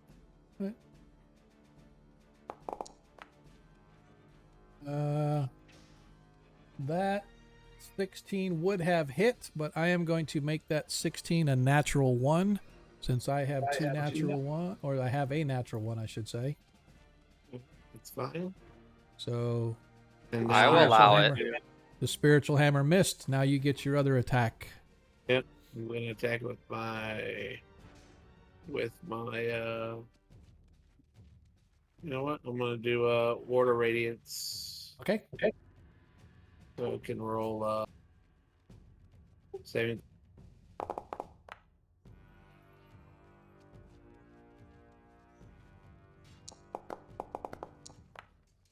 Failed his saving throw. Roll your 2d6 damage. I did say Oh, gotcha. Okay. You guys watch as a flame comes down, searing through the white as it screams as its body is burned, almost as if a vampire out in sunlight. But it does not fall. As the white that stands over here targets Ragnar. Swings down with his life drain. Nat 20. 7 hit points of damage taken. Additionally, your max is now down by 7. Well, sorry. Roll a Constitution saving throw. DC 13, please. Okay. Permanent damage. It's always not fun. Failed. I also roll like garbage. Failed, as your maximum is down to 40 now. As now it swings with the longsword. Misses with the longsword. As the shambling mound takes aim at you as well.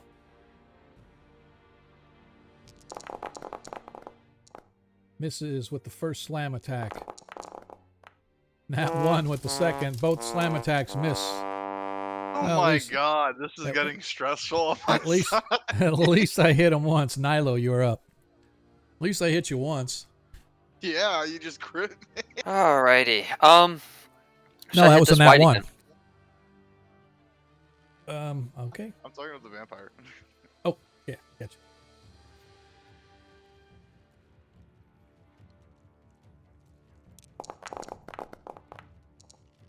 Nice. you hit Hey, the white. minimum damage. That's I like it. The second attack misses. Ha! I dig it. glad you I'm did going that to minimum damage. move over to here. Okay. Okay. Ragnar, That's it. That's all I can do. you're up. Pain. You're on my spiritual weapon, just FYI.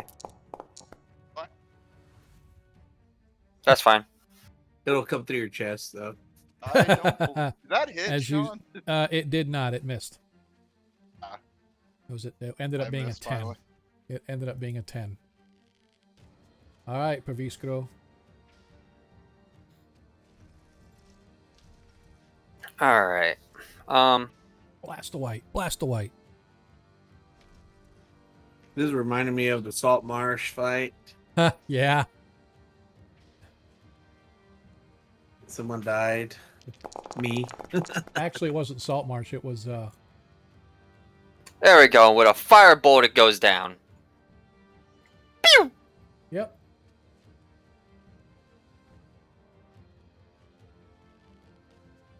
It wasn't? I thought I was underneath the castle where the ghouls were at. That wasn't Salt Marsh though. That was Oh. Hamlet. Oh, Hamlet. Yeah. Yep. Nice. Hamlet the omelet. Yep. All right. As this white takes aim at Nilo. No, stop. Swings with the long sword. Misses with the long sword. Swings with the life drain. Misses with the life drain. That's what I'm talking about. Roll like that more often, man. Desmond. He once again targets.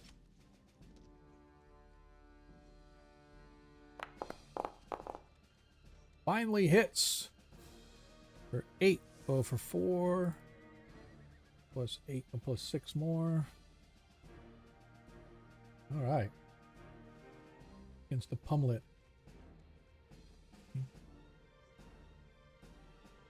Rikus.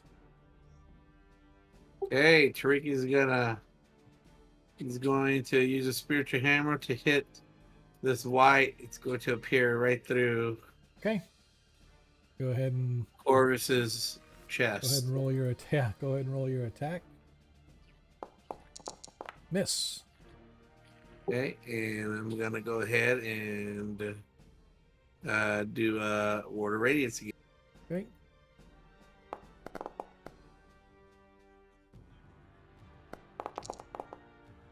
As it fails its saving throw.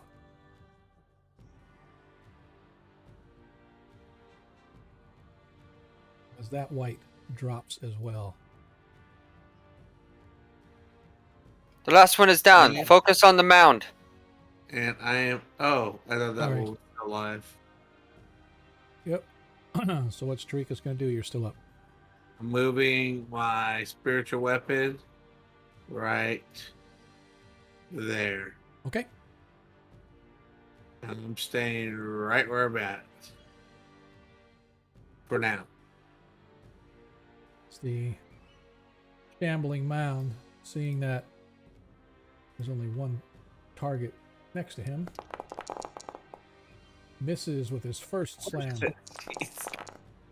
Misses Oh with my the God. second slam. Damn it.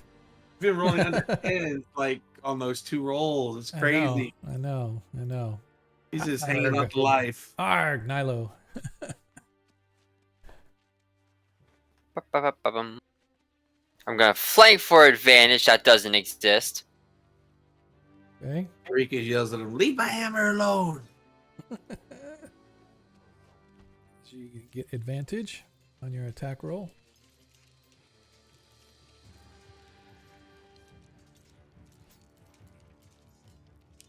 Slash.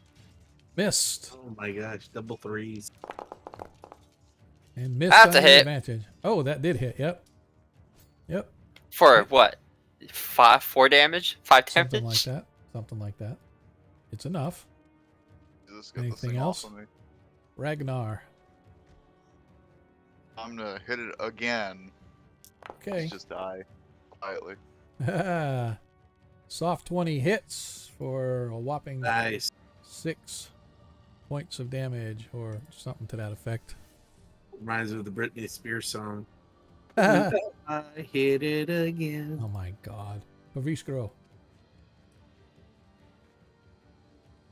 I'm here all day, folks. Yeah. Tip your host. Where does the eagle go? Oh, there it is.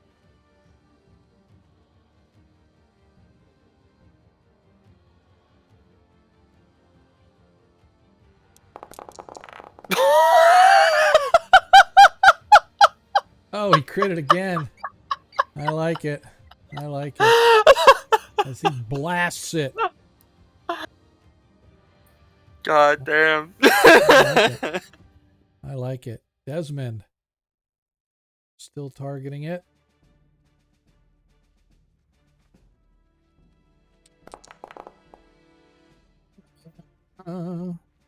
Hits. Wow. Don't know why I still had him targeted. So he hits and he does an additional 6.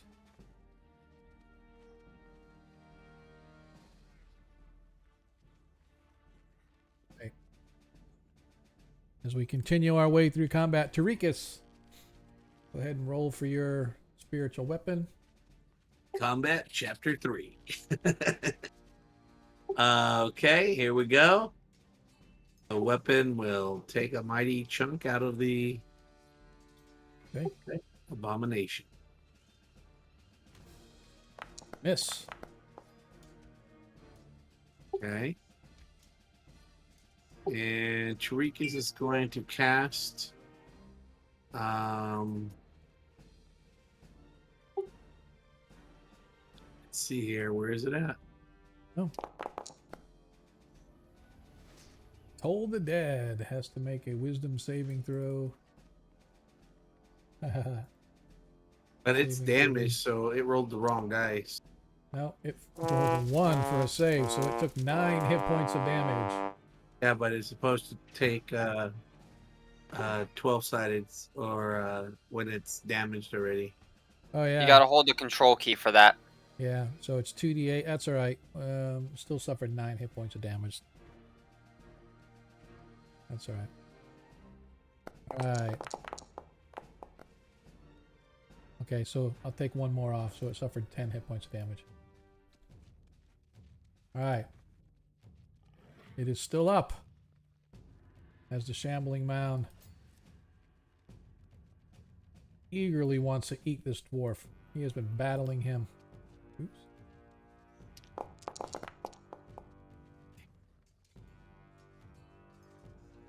This is Ragnar.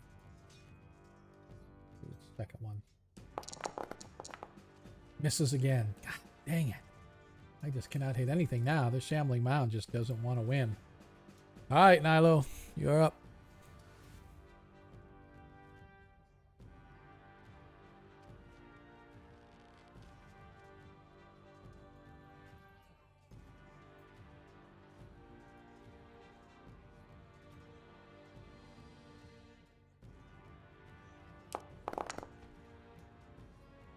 Hits the shambling mound with your blade.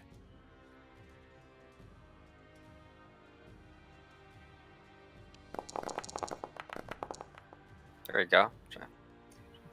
It's untargeting the thing after every strike now.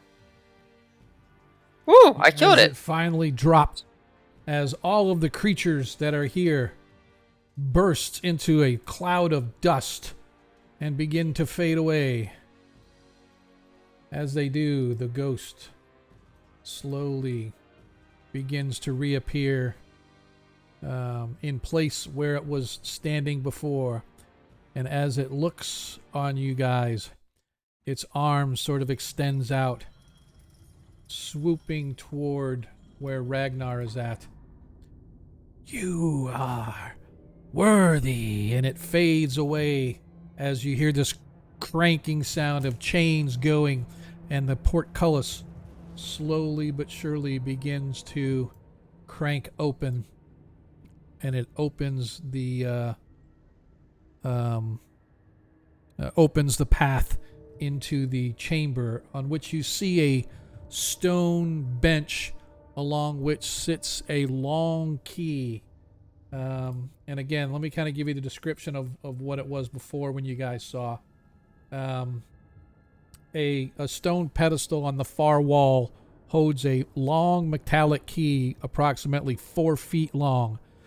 The key shines as if reflecting light of all colors, just like a rainbow. So as the lights from the braziers and whatnot in here sort of flicker in there, it catches the metal and it sort of reflects it like little rainbow. It's almost like a prism would reflect light into rainbow type colors.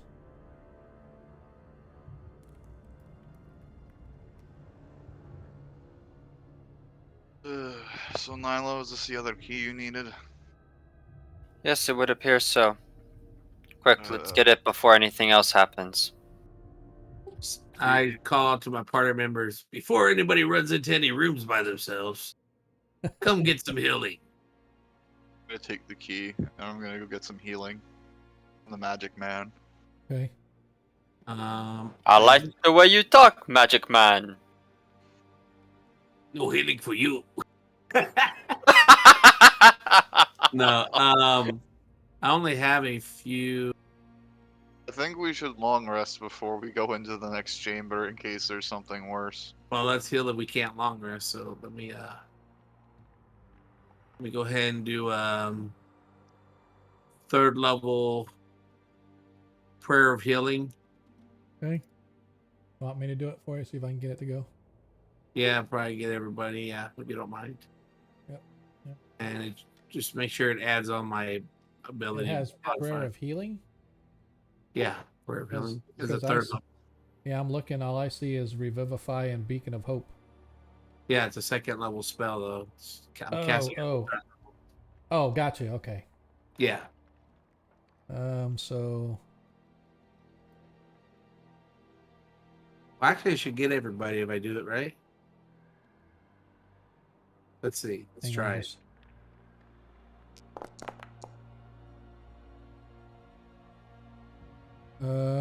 does it let you pick? Oh, 23 to everybody. Yeah. I don't know if it added it to everybody. I know No, I can't it target didn't. everybody. It didn't. Okay.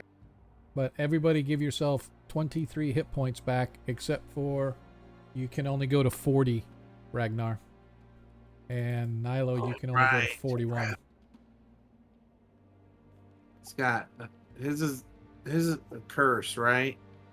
Not a Or- curse. It's not really a curse. It's just it's negative energy. The plane of Okay. negative energy sort of sucked it, and it requires a long rest too. Oh, okay. So that's how we fixed it. Okay. Yep. So.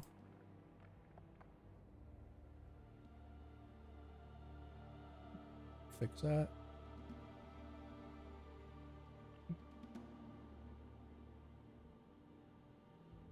Everybody looks like they're up. Raise up to Everybody's up to their max, even though Ragnar and Nilo are not to their max. They are to their max that they're able to get. temporary max. As you feel the weakness upon you of the energy drained by the unholy whites. And by the way, let's go. Sorry, friends. I cannot remedy your ailment. Oh, it'll be fine. This probably but I don't think this is the first time she suffered this ailment, considering her service. But the bitter pass. Don't worry, this will pass. Yes, you have the In touch time. of light, so you have to be careful. We studied it in our monastery school. It's not nearly as dangerous as they say it is. It's highly inconvenient.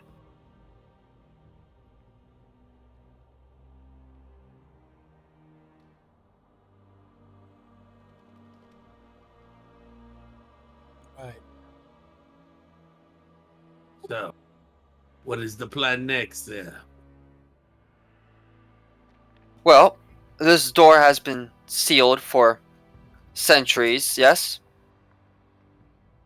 Are you asking me?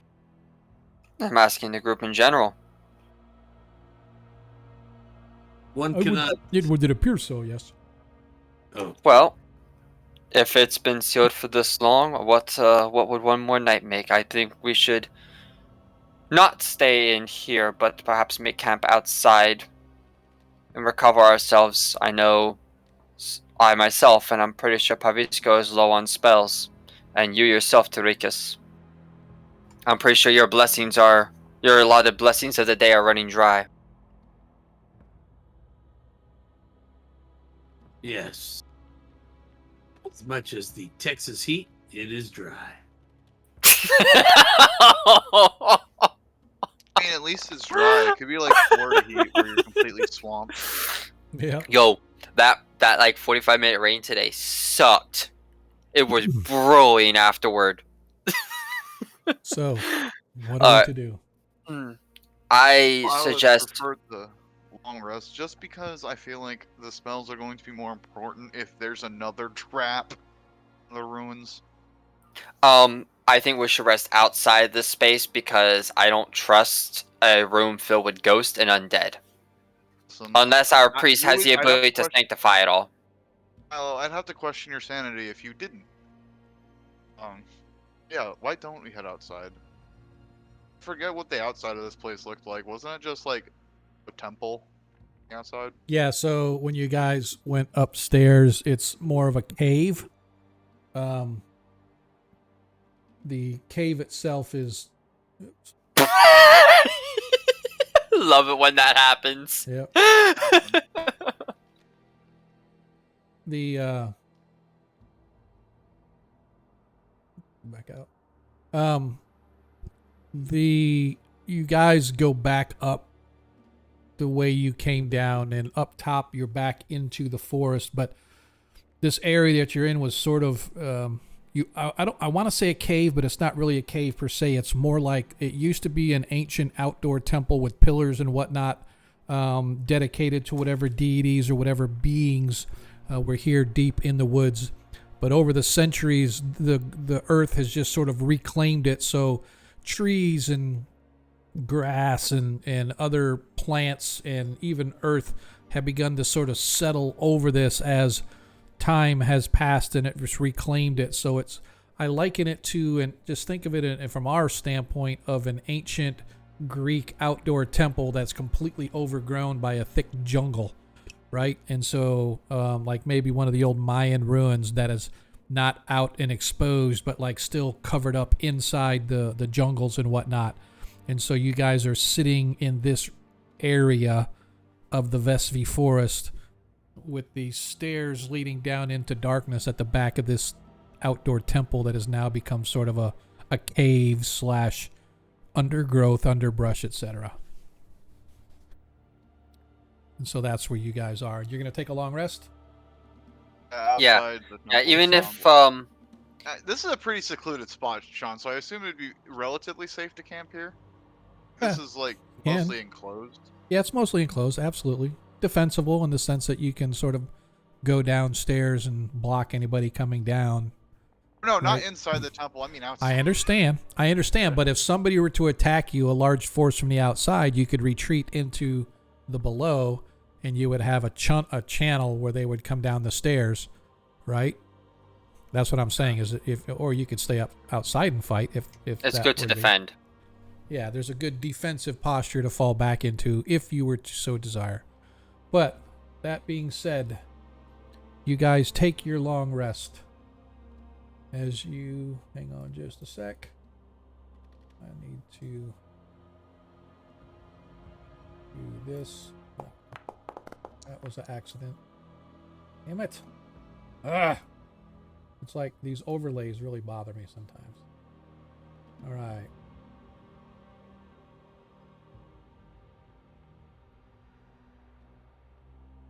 Yeah, not blizzard. Don't think so. It is the 27th day of planting now at approximately 7 o'clock in the morning.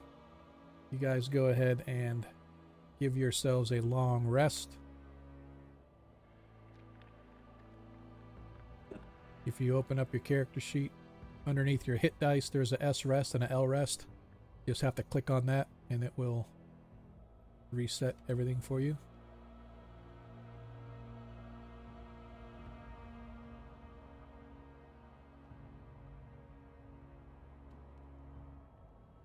Just waiting on the rest of you. Rikus. I know it says 7 days, but don't worry about that. 7 days of the 7 signs. We only have 7 days. Yep. Still waiting on the dwarf. 7 days to I die. clicked it. Oh, I forgot there's a secondary prompt. Yep. All right. Therefore, you've all had a long rest. Nothing occurs that night, unfortunately, and I did roll for it. Got nothing. As you guys awake on the following morning at approximately, it's about 7 o'clock in the morning as the sun's come up, filtered through the high canopies overhead. Still dark down here where you guys are. You feel much better as you have recovered and restored yourselves from the previous day's events. And once again, the darkness beckons.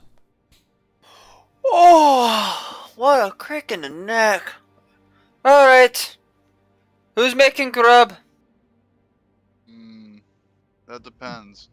I think over here, Desmond's been having a very good conversation this morning, as you can see. Words. Yep. As Desmond sort of looks at you all and actually this was from last night as he hands each of you a good berry.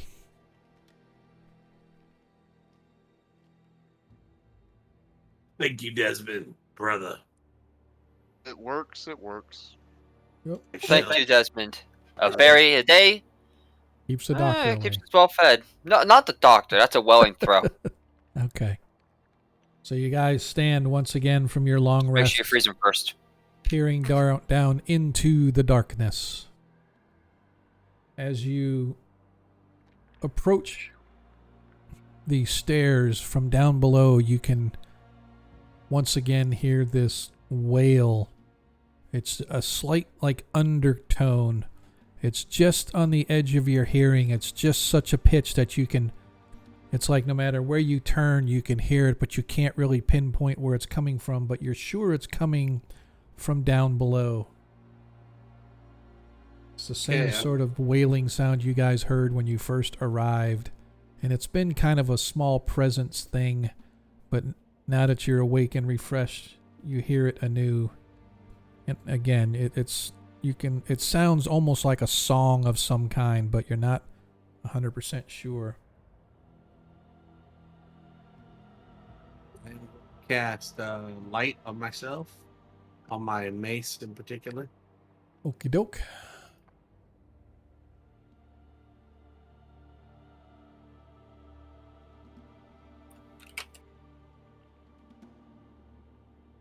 Hey guys, waiting on you. Alright, I am back in now. Sorry, I had to reset Forge. Well, okay, I'm loading back in now.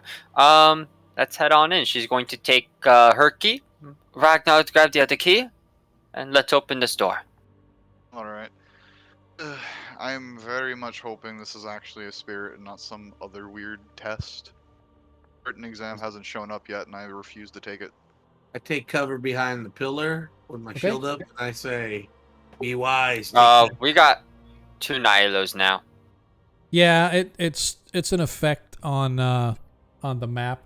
Nile will end up disappearing again. I don't know how that happened, but somehow you guys had 2 people on there. So as you guys stand, you slide your key into the keyhole, and as you slide yours in, Nilo, you hear this sort of a grinding, and then a click as the key locks into place.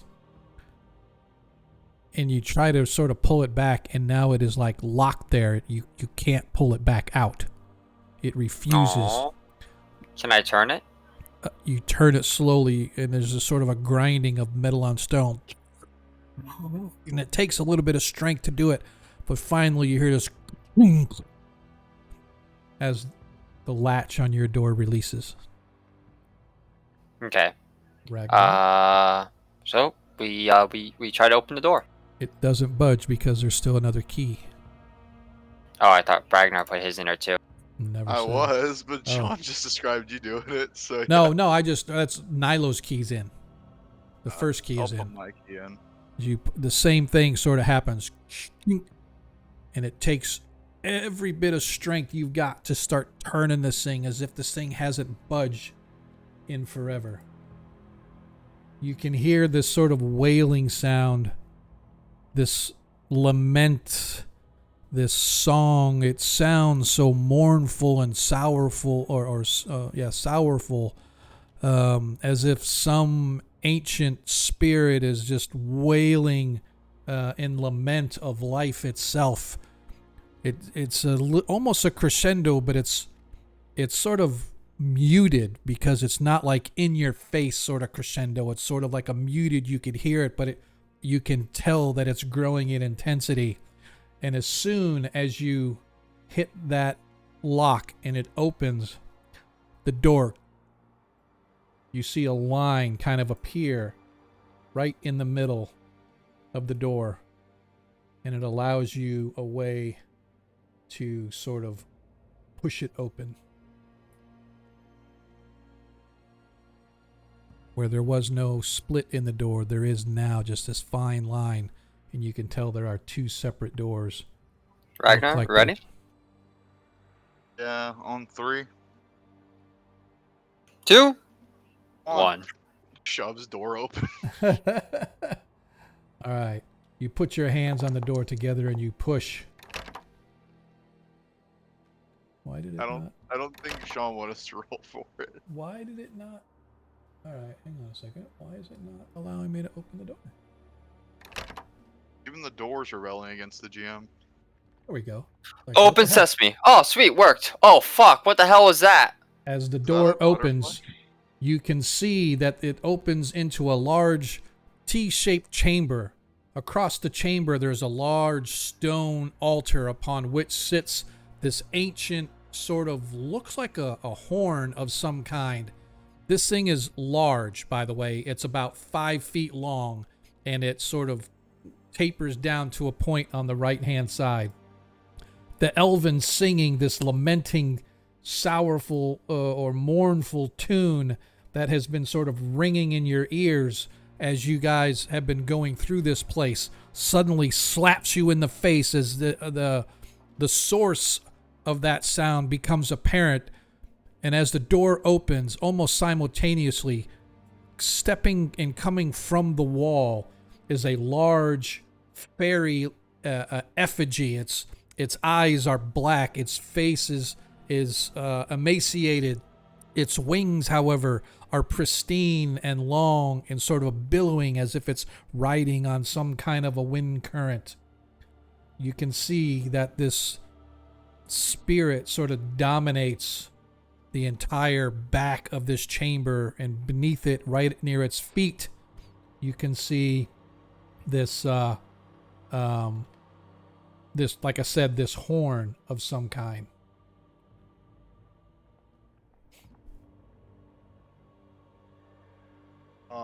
Nilo?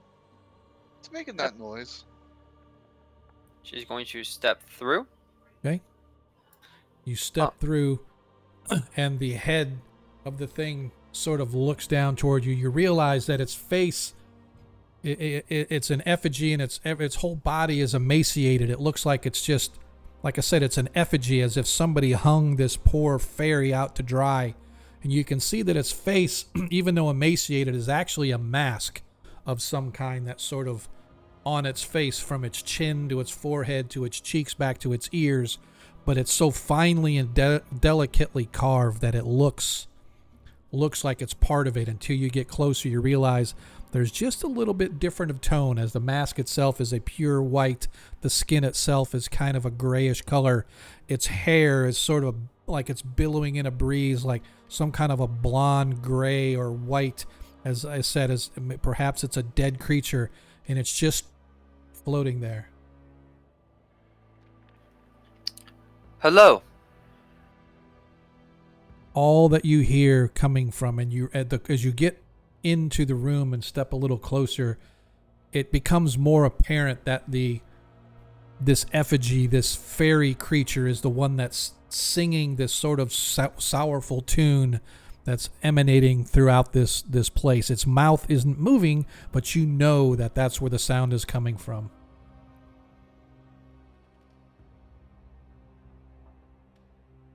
She reaches for the horn. Okay. You grab a hold of the horn. Roll a Constitution save for me, please. Nice. No, I'm pretty good. Nice. You grab a hold. Thank you. What's that? She says thank you as she grabs the horn. Oh, okay.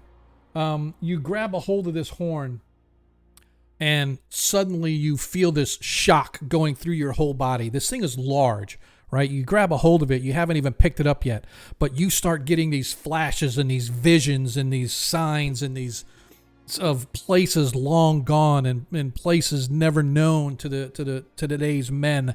It's like this whole library of knowledge just comes flashing into your eyes, and immediately you begin to understand what this fairy creature, effigy, whatever it is singing about.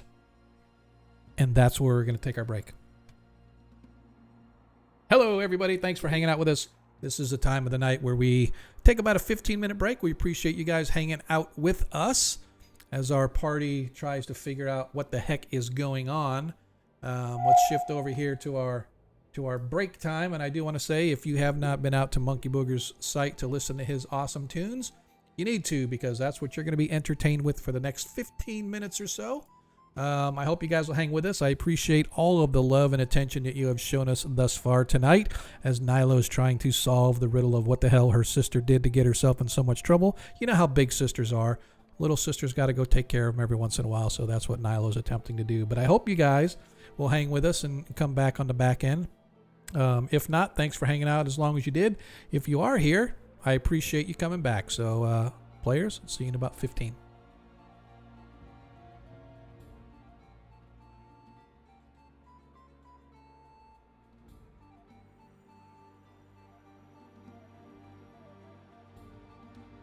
Nice. Yeah, right? It's good so far. We're live. We are live. Let people listen to the music and we can talk. I mean, Yeah. we are live. Oh, thought you said we're live. Yeah, we're live. Of course we are. We're streaming. Oh, you're alive. Gotcha. Yes. All right, I'm gonna get drink. All right, dude. Yeah, Sean, what you sent me, that was really accurate to what I did. I tried to find stuff that you were talking about and stuff, but I got stuff that I think went a little more thematic with what I was thinking of. For Oh this yeah, particular game. 100%. Like I knew that there would never be 100% comparison, because the two characters I'm using, Nyla was originally built for Skyrim, and then Tessida came in to creation for Elder Scrolls Online. So completely different game, races, etc. But if I can try to match as best as I could to what it was originally, that'd be great. Naida was a whole lot easier. Yeah. She was a spell sword, and she focused on fire magic. Yeah. I can always flavor her spells to be fire, and Eldritch Knight works perfectly because some of the stuff I did with her in ESO, she can do as an Eldritch Knight. That leap I mentioned, I can do that with Eldritch Knight, though without the blast effect. Right. I just teleport 30 feet and then attack, or attack and teleport. That's a higher level though. Yeah, I should have done. I don't know if anybody did this earlier, but I really needed to do this. I don't know if he's still out there or not. So let's check. Yes, he is. We're gonna give a shout out to Troy. Troy, thank you so much for everything that you have done for us tonight. Not only renewing your own subscription, but dropping some other subscriptions to other players. I know Scott was absolutely happy, and because he's a cheapskate, and so he'll take whatever he can get free. I know that, but as long as it's free to us or to come see us, I appreciate that. So I really do appreciate you doing that. And what's going on here? Let me go. Something happened. Is it low? Okay, that's why. Bring up the music a little as we are listening to the smooth sounds of Monkey Boogers. Yeah, Scott, I definitely appreciate you coming by, man. And I know, hey, man, if it takes Troy giving out free subscriptions to get you guys in here, I will take whatever. Hey, dude, you preaching to the choir, man. Preaching to the choir. Getting at that age, I need to start saving cash so I can have cash to spend when I retire. So, all right, man, I'm going to go reload my drink. You should do the same. Get yourself a beverage of choice, a snack of choice. Make sure you get back soon to get a good seat. You don't want to miss the second half of our action, man. We'll be back in a few.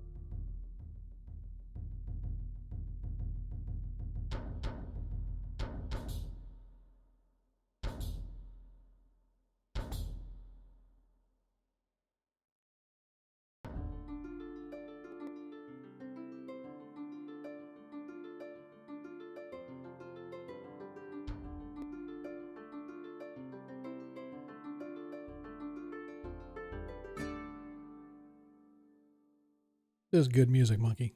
It is really good. Appreciate everybody out there that's hanging out with us. Looks like our numbers have stayed steady. I like it.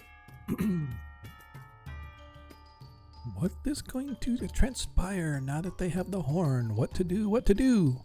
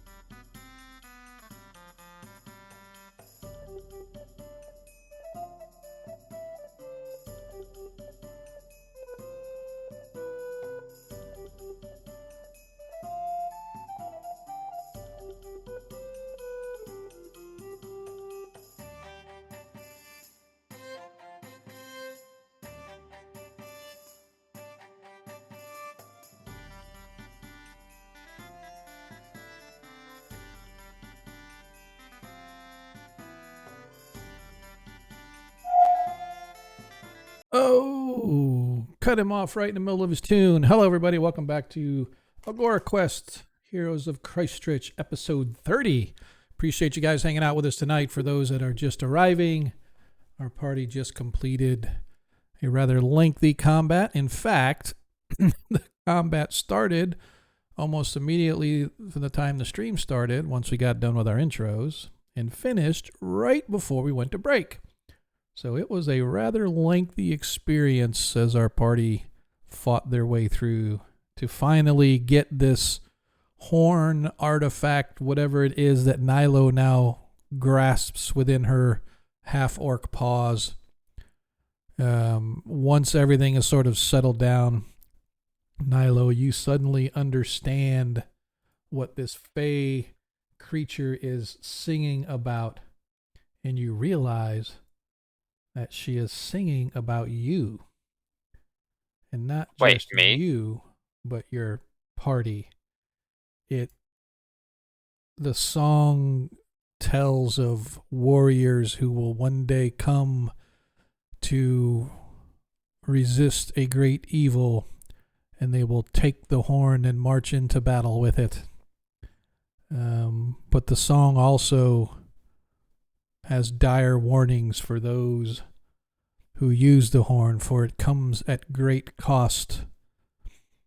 But that's all you can really glean from the song, as you are not quite sure how to use this thing or how it works or how its magic works. It's probably going to take a little time to study and understand before you can fully appreciate or understand what this device is, does, or can do for you. So then, that being said, the creature, this effigy, fairy, ghost-like thing that's sort of floating above you, wailing and lamenting this song that nobody else seems to understand. Anybody have Elvish in their language? Who has Elvish in their language? It's funny. You would think that someone raised in an elven tribe would have Elvish in their language, but I don't think I have it in there. That's because Nilo is a knucklehead. She's like, I don't want to know nothing about those people. Let me look real quick. I think at the time I made her, I wasn't really. Yeah, all I have for her are two languages, Common and Orc. What was her her intelligence is in fact a +2, so that's probably why. Yeah, Paviskro does not have that language. I think maybe. Let me look real quick. Desmond speaks Elf, and he understands bits and pieces of smattering, but it is an ancient tongue. It's an ancient Fey dialect of Elvish, so he doesn't understand much of it. But you understand almost all of what's being said once you grasp the horn.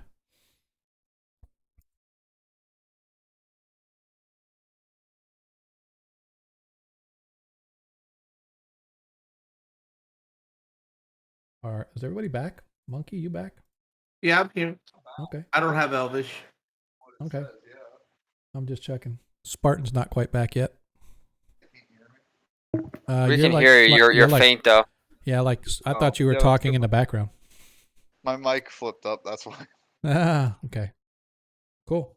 Yeah. Where would languages be held at? If you go on your character sheet under your attributes, it has languages on the right hand side there. I'm looking on Beyond. I was trying to find it in the thing. Yeah, no. If you click on your character sheet in Forge, you have Common, Elvish, and Orc. Oh, I do. Yep. That's what languages you have. This music just makes Ragnar angry, and he doesn't understand why. Okay. Well, yep. All right. Apparently, I got Elvish in here. Yeah. So, like I said, you sort of understand that it's Elvish, but it's a sect or a dialect that you've never heard or understand, and it is ancient. But once you grab this horn and you receive all those visions, and you sort of almost stumble if it weren't for your grip on the horn and its actual weight.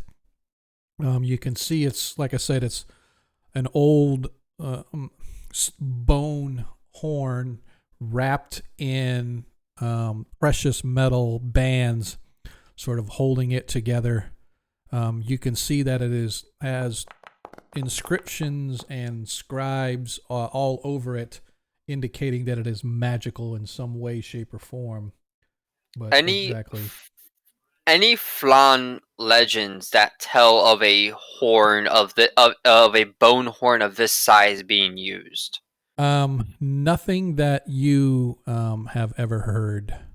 Although you did hear stories about as far as elves and stuff go on your elven Yeah, because side. she is part of an elven. She's part of I an know. elven family.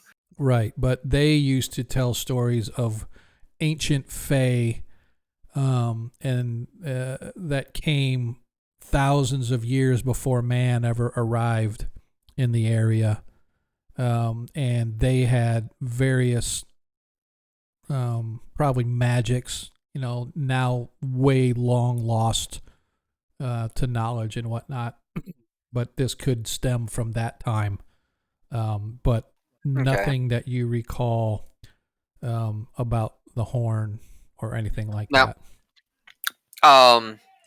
is this horn just translating the whales into what I can comprehend, kind of like a telepathy, or do I understand the language while I'm holding this horn? While you're holding it, you seem to understand the language.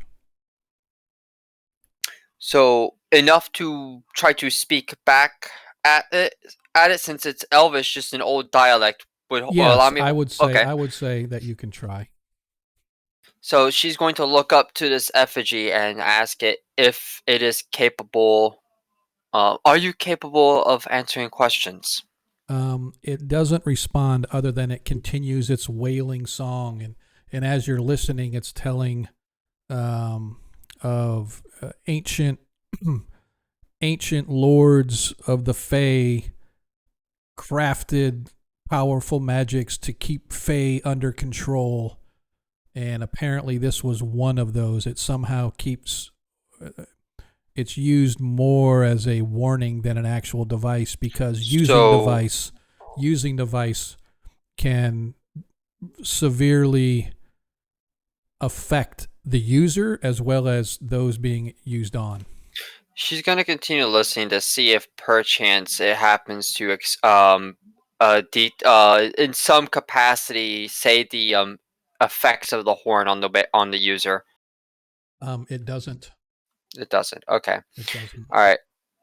How heavy is it? Can she pick it up, or? Yeah, you can definitely pick it up. It weighs probably about 50 pounds, and it's long, right? I mean, it's so long that, like, it's too long. Like, if you were to try to blow it, it's like either two people would have to hold it, or you'd have to, like, set it on the ground and blow it, because it's, like, too long. Yeah, it's one of those horns. Yeah, I get bulky. The idea. Yeah, kind of. It's like a hunting horn. Yeah, it's kind of like those Swedish horns were like Ricola.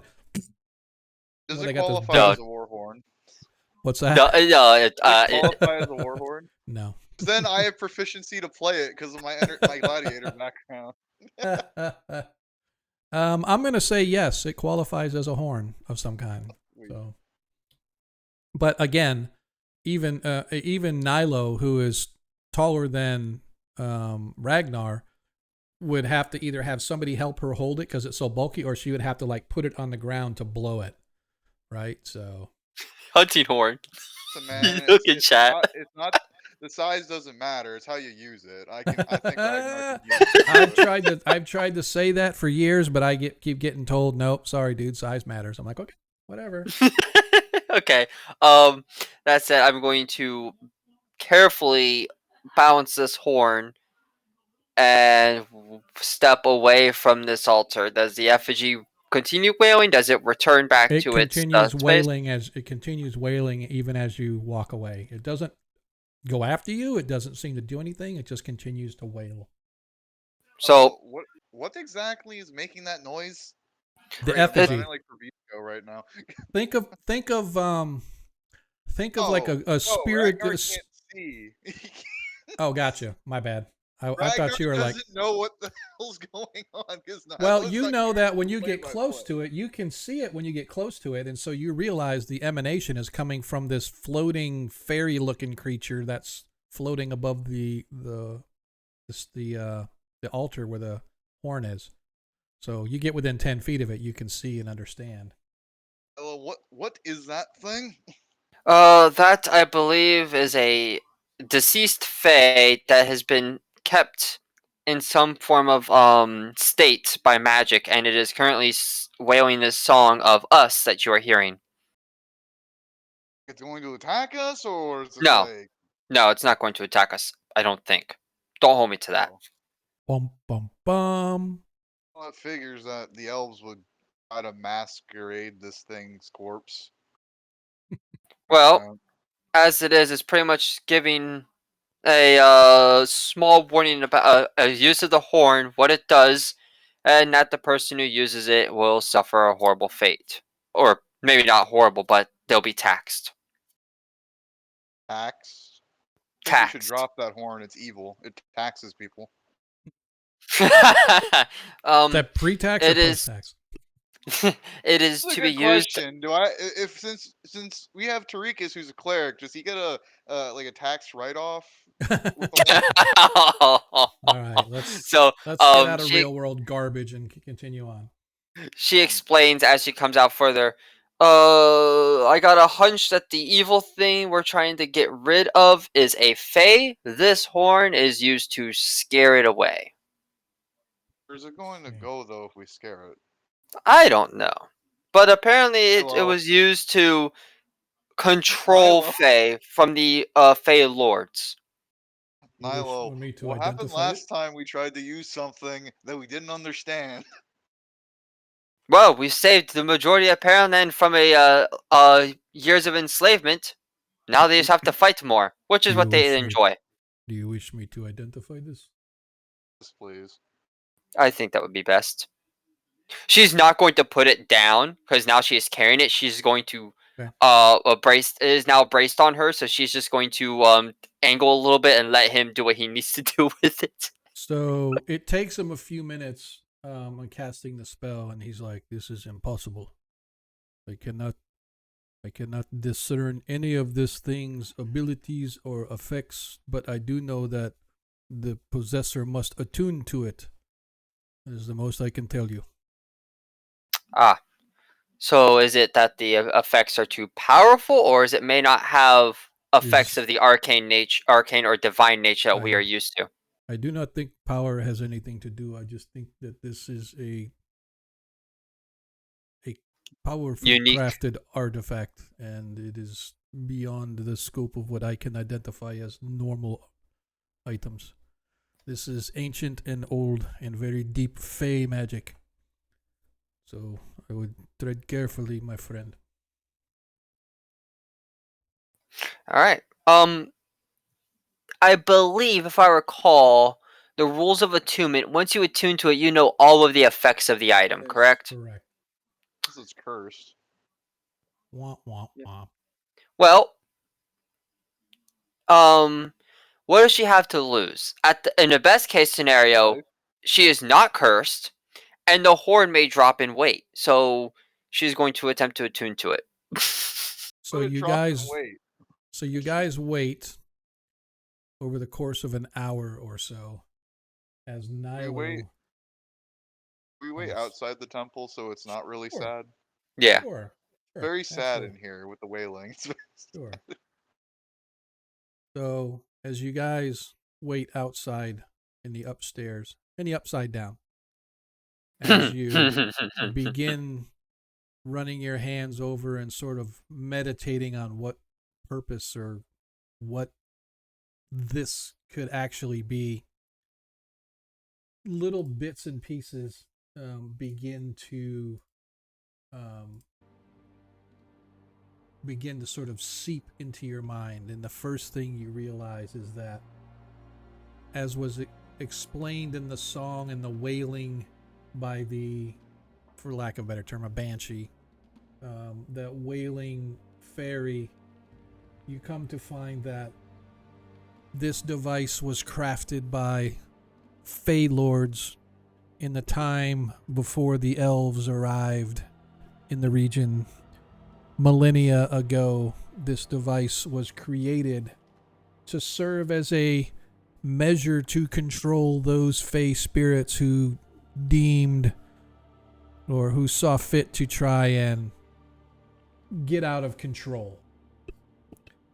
And the device itself has the ability to strip or severely weaken Fae of their powers when it is blown.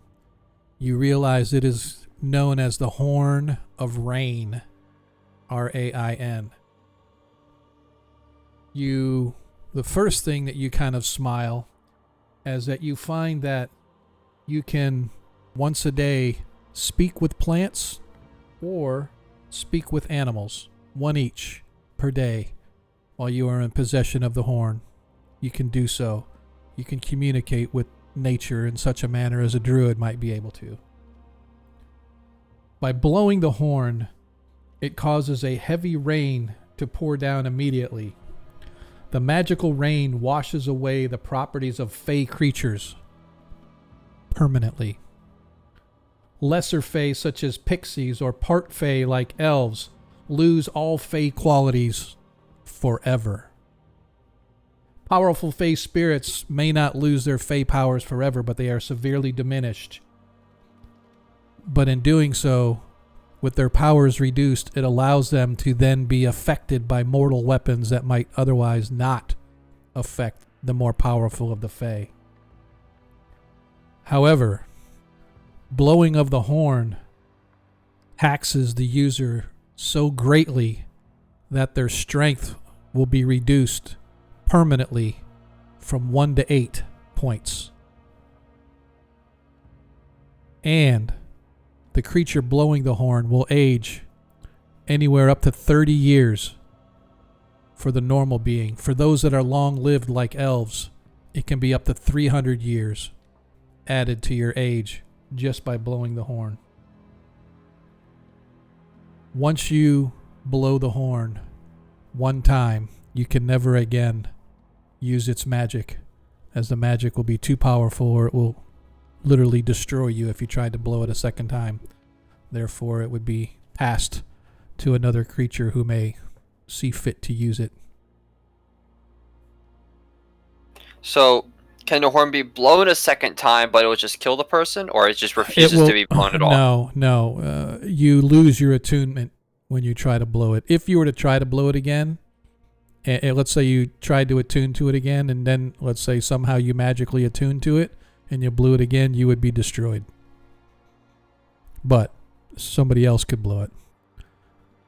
But the thing about the magic is the rain. The reason it was put away and locked away is because of the effect that it can have on Fey creatures, including elves.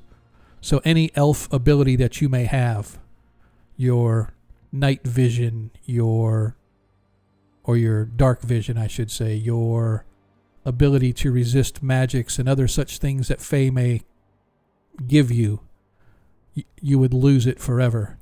It doesn't give a range, but it creates a thunderstorm. So it's not just a small little space. It is a complete region that gets washed away. So if you were to blow this horn currently, any elves, any Fey creatures within however big the distance is would lose their Fey abilities and their ability to commune with the Feywild forever. Sean, why do you have the habit of giving us some of the most taxing but powerful items ever created? I don't know. However, you realize that if this forest protector is one of those great Fey lords or Fey creatures that would not be completely destroyed or completely lose his Fey powers, he or she or it would be significantly reduced to the point that at least you might have a chance in attacking or destroying it or whatever you need to do. However, give me an insight check, please, Nilo.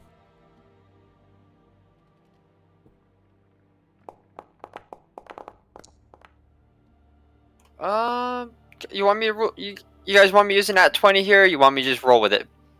Yes. Tarikas? Sure, if you want. You gonna use a nat 20? I mean, I think it's wasteful, but go for it. It's either using that 20 or we're gonna have to wait till you blow it and then use the nat 20. One or the other. You know what? I'm not going to use it. I'll go with my 7. Okay. Yeah. You're sort of conflicted on, what this could mean in an actual combat. Like if you blew this horn and all this rain came down, how much it would affect the region, or who would it affect in the region? How many innocent creatures would be affected? Those that don't even know what's going on. Although it's hard to believe there's any Fey type creatures that don't know what's going on with the Fey protector. But still, it's one of those things like, yeah, interesting conundrum here. So, All right, so hold on. She's going to attune to it, and Okay. she finds all this out. She looks up and goes, "Well, I can only use the horn once." And at that moment, that is when we beat the shit out of whatever I use it on. Well, if we only have one chance, we better not blow it. I see what you did there. I'm going to start my own book, Ragnar. I'm going to start putting your puns in it. Speaking of books, What, is that Side- another punishment method? speaking of, I want to do a sidebar. Quick sidebar. I meant to bring this up as we came back from break.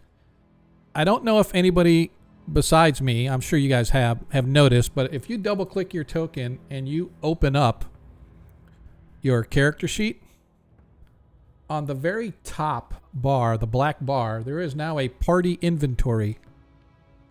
If you click on that, it opens up similar to a journal that you can keep track of. And if you put stuff in the party inventory, it'll show up in everybody's character sheet.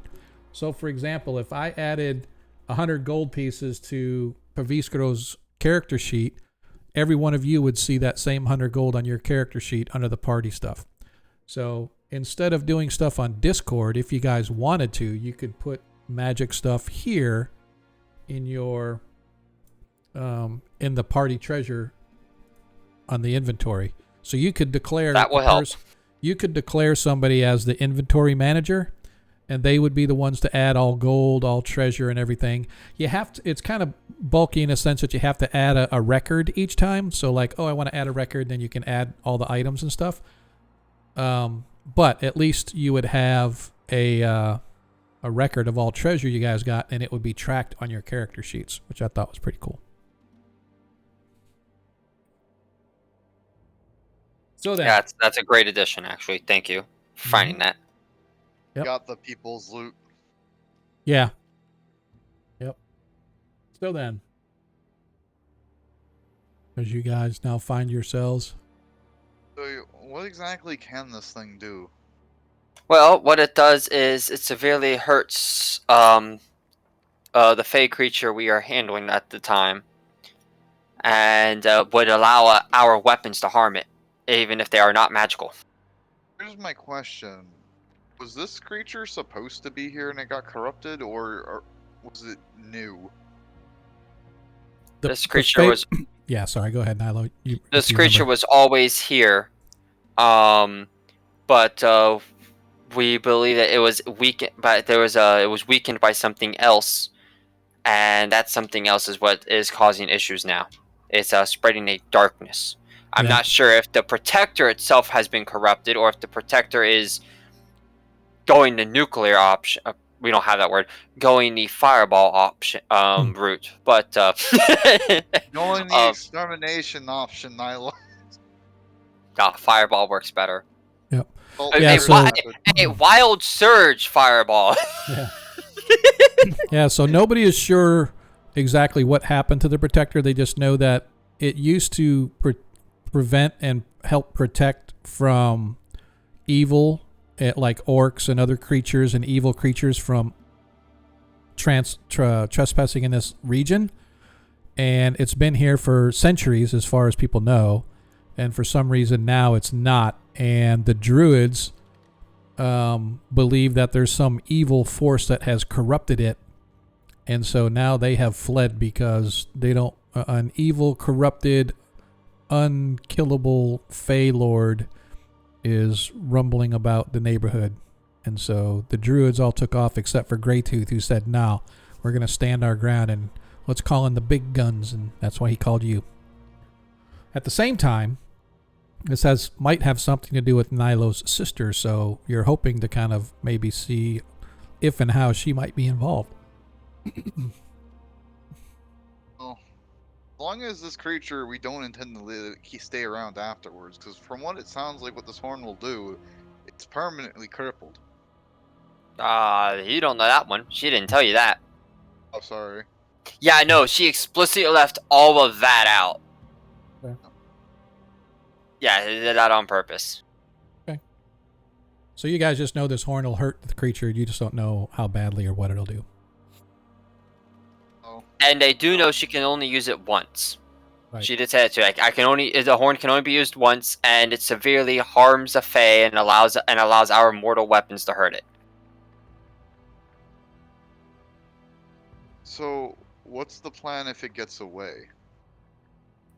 It's not supposed to get away. We're supposed to destroy it or bring it back to its senses. Not quite sure at that point, but well, this is the first step. Perhaps we'll find more later on. Maybe. Just wanted to bring that up in case it happens. If we can only use the thing once. But, aside of that, we have this now. Now we have to find the creature. Any ideas where we should start looking?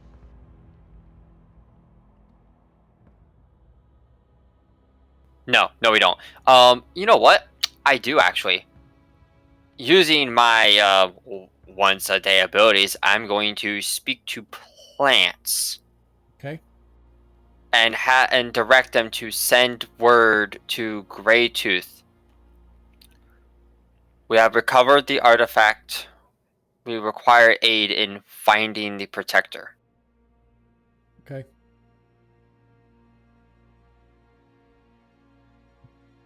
What after that? That's it. And she sends it to through the plants to contact Greytooth. Okay. So it's probably gonna take a little while. Oh yeah. To get to him. So what do we want to do in the meantime? Oh, there's nothing else to do in the meantime, so I guess we wait? Or does anyone have any other ideas? Oh, it's a dark entity that's scaring the shit out of the forest. Wherever it's quiet, probably where it is.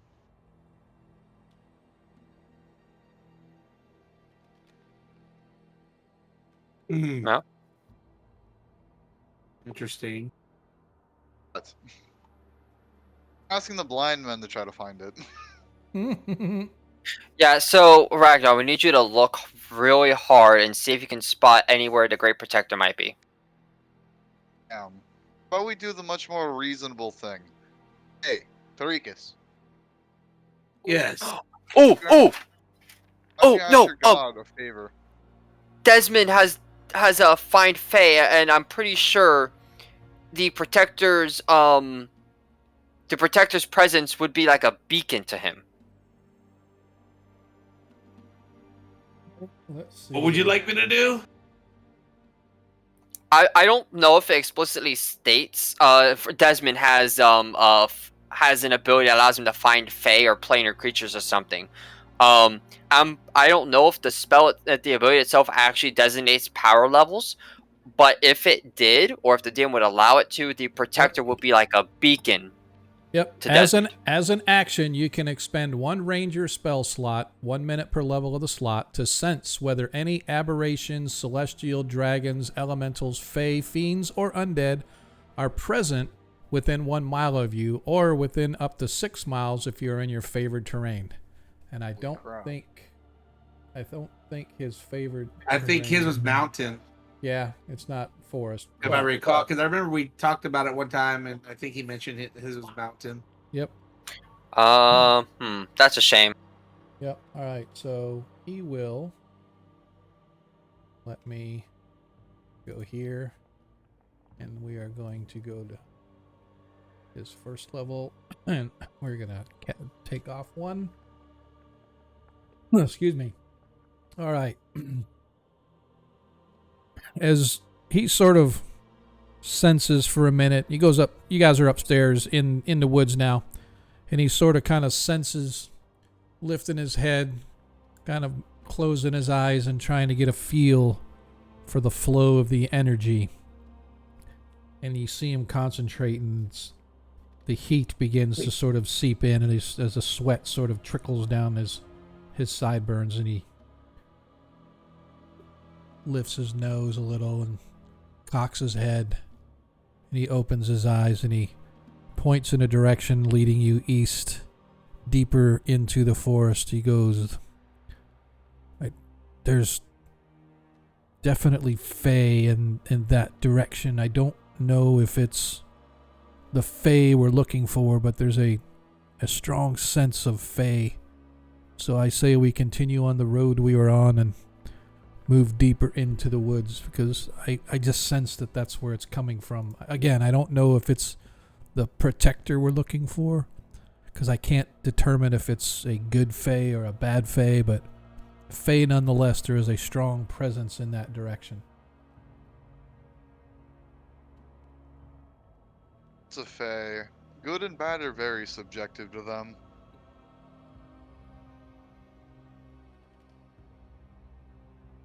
We wish to do.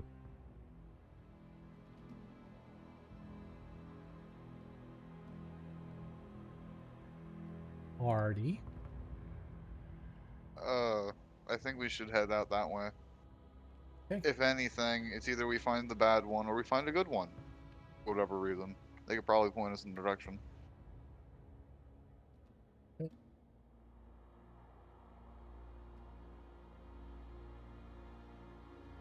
All right. All right, I guess it's time to go that way. Okay. As you guys move your way back into the woods, the day is early in the relatively early in the morning. It's perhaps 10 o'clock or so. The sun has been up for a while. There's a trickling of light filtering through the high, thick canopies of the Vesvi wood. The thick roots protrude in various spots as you guys work your way along the best thing you can consider a trail. I need Desmond, please, to give me a survival check, please. Rolled it for him, I guess. Could not have asked you guys to do that, but that's okay. Attributes, we are going to go survival. Oh, that's bad. Well, I will What do you attempt to have assist him. I was gonna say, would you Okay. have advantage if we were helping him, Sean? No, I think if we're helping him, yes, but he wouldn't actually get it unless we were in the mountains. Right. Well, whichever. So, at first, you guys find yourselves on twisty-turny trails, and next thing you know, there is no trail. As Desmond's like, ugh, and he's sort of looks, checking the animal markings, checking everything that he can, finding little broken twigs here and there to kind of give him direction of a trail. And eventually he seems to have got you guys back on the road that you need to be on. As you come around a bend in this sort of trail, again, I call it a bend, but the trail itself is twisty and turny and over rock and into little ravines and then back out again as you're sort of trudging your way through, ever so slowly moving your way deeper and deeper into the Vesvi woods. Suddenly in front of you, you find yourselves confronted by a small group of Fae. you can see that a large number of tiny-sized humanoid creatures emerge from the greenery all around you as if by magic, the majority of them flitting around and floating around you with translucent butterfly wings. One fairy that you see, dressed in a yellow dress with green hair and bright colored eyes, stands out from the rest and begins to approach you. As she sort of moves up to you guys, she says from a distance of about 20 feet or so, "We know what you have, and it is our desire that we have an alliance between you and the Fae of this land. The device, the item that you carry is far too powerful to stay in the hands of lesser creatures."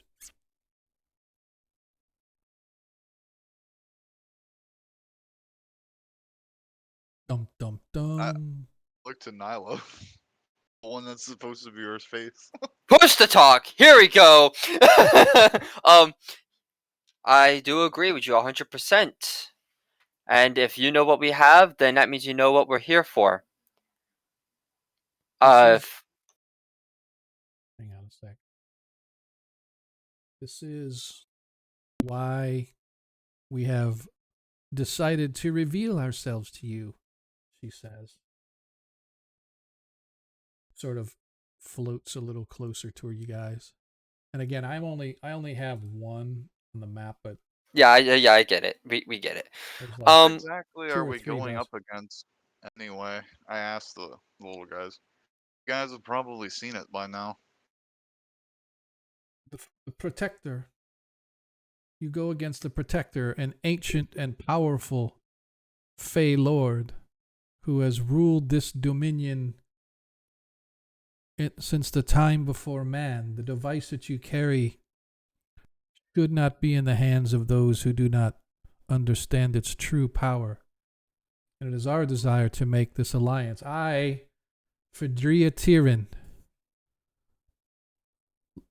queen of those that you see here,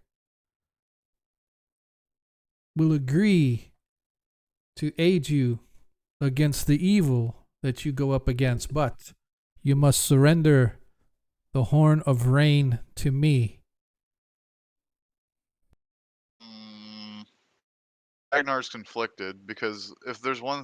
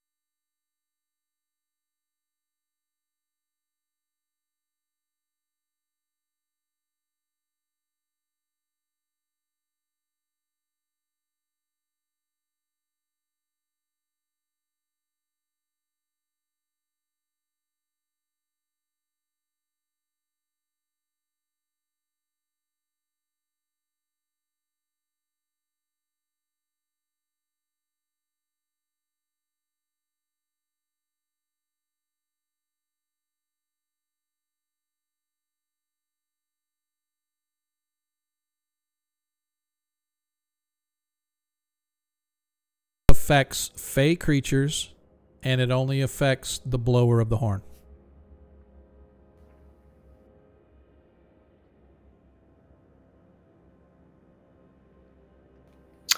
Because I don't trust pixies for So, life man, of our me. wise man's taking a snooze right now. So we only got these rules to go with. You know what? I'm gonna roll his insight because it would make Who's- sense that Puppies gross. Okay. I was talking about Tarikas. Oh, What? Yeah, because he's here. No, I'm here. I'm listening. I'm trying to get my token to work, but now I just got some done, so I gotta log back in. John, you can't blame us if this is a trick. The dice I just refuse I to am help not. us. I am not blaming you guys at all. okay. I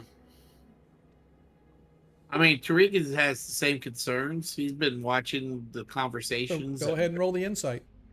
Yeah, I I'm did. trying- He got a 9. Oh, no, Tarikas, yeah. Paviscro. Yeah, Tarikas can roll still. Yeah, I'm trying to log back in because it kicked me for whatever reason. You 'cause want me to nothing roll was for you? working. Sure, if you want. Okay, you're rolling insight.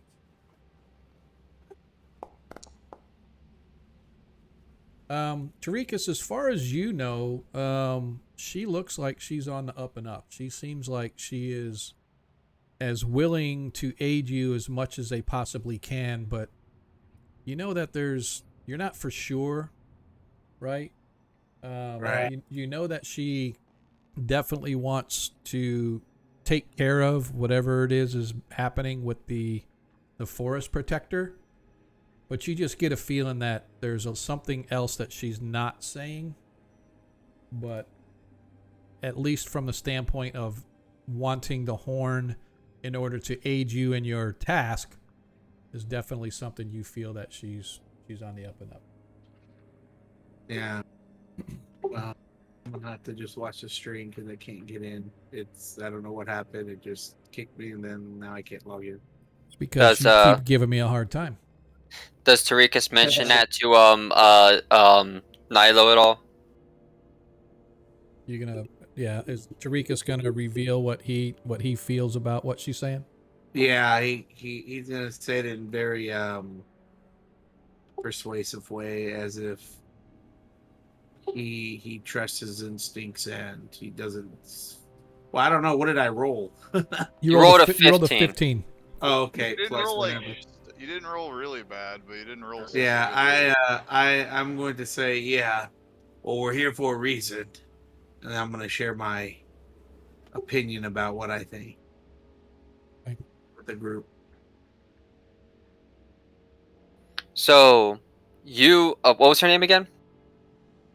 Oh, the Yeah. pixie girl. Yeah.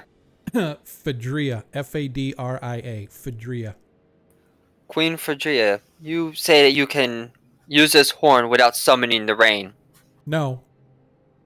However, we have protective magics that we can protect our people from its effects and make sure that only those, or only the forest protector, will be significantly hindered by the magic of the horn. But we can form protective magics in order to protect our people. But we have But to there's have the horn something to you- do so. You have to learn to do so. Yeah, we have to. The blower of the horn has to be attuned in order to counter the magic and target the magic. You know its power. You know what it will do to you Yes. should you blow the horn. I am very well aware. Alright, I am going to do what I am 100% convinced is a terrible idea. Okay? I will work with you. However, I will hold onto the horn until we are at a safe location, and I would like to be present for your ritual or performance or whatever it is you will be doing. Roll a persuasion check for me, please.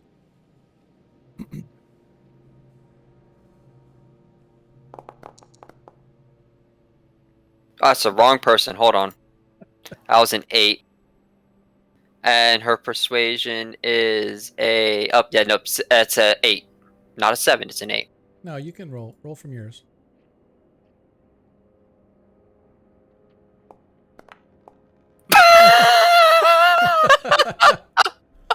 I should have taken it. So regardless, we can take the higher of the He's two. dead. So she looks at you and she's like, "You lesser mortals are always the same.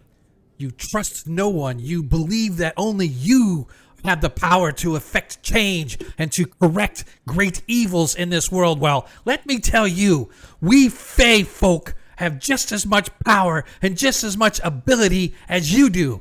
Let us see how long you last, and let us see what happens when you come against the Lord and you all die. And in the last moment, you blow the horn and you destroy not only yourselves, but every one of the Fey creatures that have lived and died and bled for these woods for centuries." And she disappears.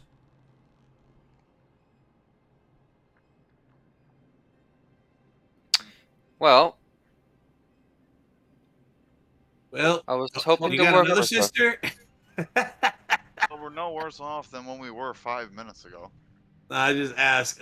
You got another sister, maybe? Might need to forget about this one. I don't think it's gonna end well. Well, the problem is retrieving my sister will clear our names. Well, my family's name at minimum. No. You know, surprised nobody's just given us the name of this creature. They keep calling it the Protector like That's they don't because that know is the their name. Really? That They is don't have that a is normal freaking name. I assume that was a title. well, they probably don't know the name, or the protector was given the title as its name. It's Maybe. I bizarre. expect that for the druids not to know them, but the Fae, they probably have been here just as long. Maybe they have many names, and this is the one they call it here. Maybe they're just embarrassed if his name is Frank. Welcome Who back, who would Scott. pay attention to the Dark Lord named Frank? I've heard that somewhere. I've heard something like that somewhere. Trying to remember what it was. Oh, I don't remember. I don't remember. It was good though. All right. But as it seems, we're no worse off than we were a few minutes ago. Do you think I made the right call holding on to this? To be honest with you, I'm still not entirely certain this wasn't just a trick. But we'll figure out soon enough. The pixie has the right to be afraid for her and her people, but at the same time, if she the cares pixies. enough for them, should leave till this is destroyed. That's what I was hoping to initially ask for. But then they offered their help, and well, I can't exactly pass over the only item we have that can help us defeat it without knowing for sure. Well, I'm not gonna give you shit about that. Like I said, I was expecting this to be a trap. Alright, onward we go. Gave up very easily. Yeah, they're probably packing up and leaving, or plotting in my death. One of the two. Hopefully the former. They're always plotting your death, Nilo. Not Don't worry about always. it too much. They have very strange practices. Alright, what just slapped me? Nothing. I was just I was clicking through stuff and I accidentally clicked on I see. dice roller. So. All right. So, as you guys, Nilo, stop. Get back here. What? I traveled down the road. Yeah. You guys The Night Lord continue. shows up. Yeah. You guys continue to move your way through the woods. Somebody, if well, I guess I'll have to do it because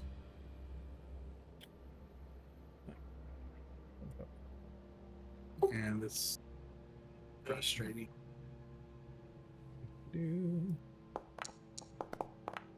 Hey, that's a little better. As you guys continue to move your way through the woods, time begins to pass. You are like the sun beginning to slowly set as the shadows begin to get longer.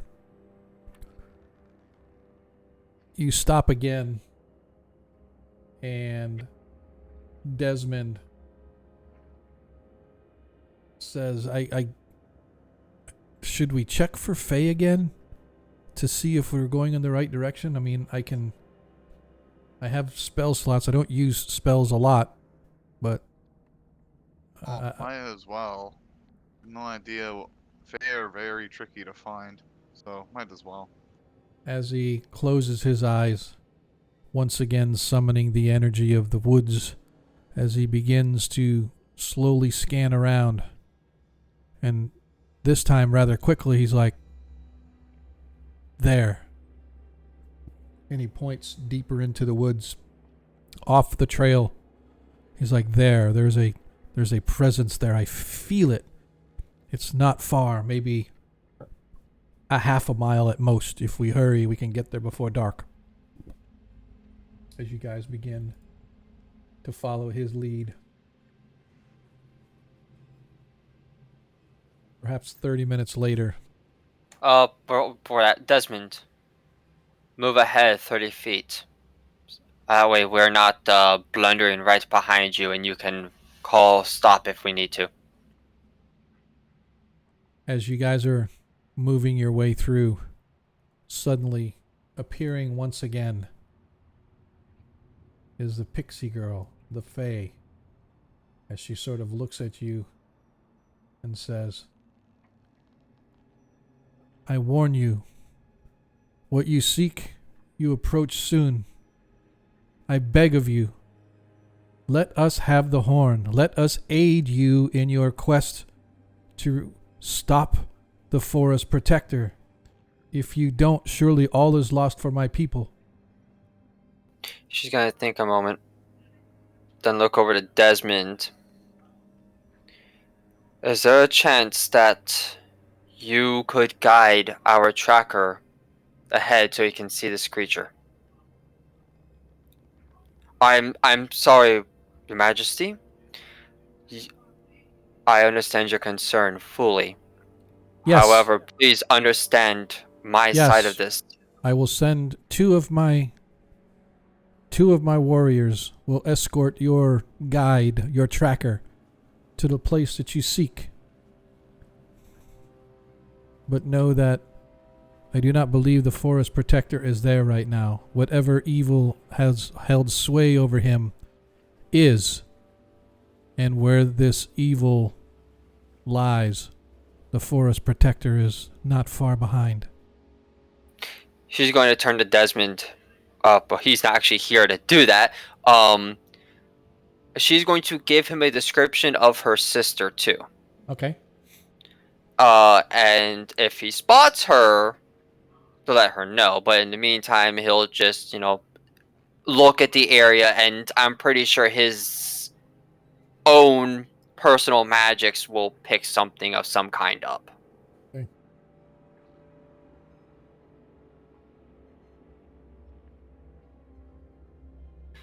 In the meantime, Nylo sits down somewhere, and she keeps the horn on her back. So you guys don't see this, but this is what Desmond sees. I need Desmond to give me a stealth. Desmond needs to give me a stealth check.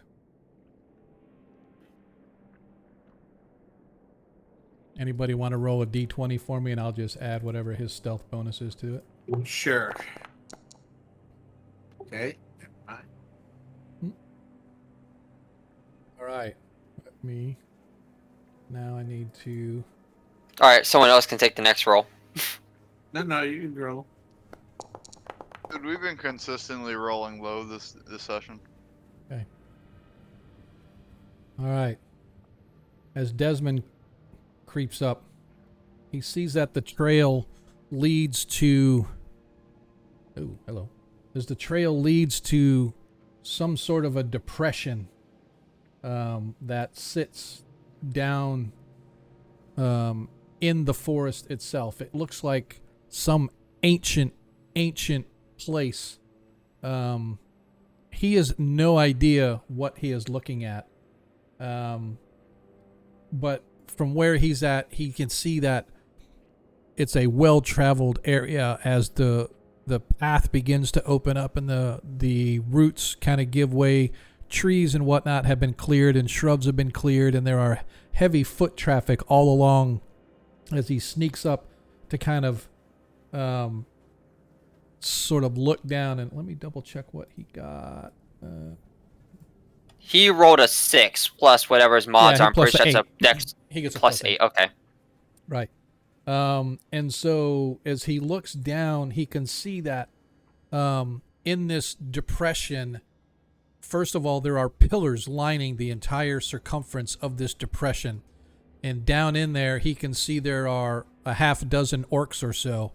In the center of the depression, it looks to be more smoothed out, but it looks to be some kind of a, it's kind of hard to describe. It's, for lack of a better term, he wouldn't know, but like mages would know, it's almost like an observatory. You can see that the whole center is a heavy circular plate of what looks to him to be solid gold. And then there are etchings all around the outside of this gold plate that appear to represent planets and perhaps stars and the twin moons and stuff. Each at the base of each one of the pillars that are surrounding this whole location, it sort of glows in this eerie kind of a iridescent white light, and it just sort of it's almost like somebody put a light behind a sheet and was waving the sheet. It just kind of has this hypnotic effect. Standing in the middle of this circle of gold, or this observatory, whatever you want to call it, is a woman. She's maybe 5.5 foot tall. She is wearing what appears to be some kind of an armor made out of scales. His vision is a little fuzzy, but the light is enough for him to see that she has like flowing locks coming back, sort of tied in a ponytail, pulled back. She has runes and stuff engraved and carved on her armor. But what is most disturbing is you can see that her left arm is completely wrapped in some kind of a chain made of hooks that's literally digging in. It's like somebody took hooks on a chain and started twisting it tighter and tighter and tighter. Her arm looks almost like it's ready to fall off from the elbow down. So deep are all of these hooks sort of in her arm, and he can see the blood still running, some of it dried, some of it still wet, as the wounds remain open from the gaps or from the slices created by these chains that are sort of wrapped around her arm. She has a blade hanging at her side, and about her neck there is this beautiful kind of necklace that it has several gems hanging off of it. It's sort of a it's sort of, what's the word I'm looking for? It has like, I don't want to say diamonds or whatever attached to it, but it sort of hangs down, almost looking like tears. The way it's fashioned, it's like this beautiful necklace, and it sort of goes against what her personally looks like, because she looks pale, perhaps from the loss of blood, perhaps just because of the light. You're not really sure, because the light kind of gives everything sort of a pasty kind of look. But as she sort of scans around and she kind of looks up in his direction, and he ducks behind a rock. But at the last second, as he caught her eyes aren't normal eyes. They're like inky wells of blackness. Like there's no color to them all. It's just like a blackness is just behind her eyes. And as he sort of takes all of that in, he sneaks back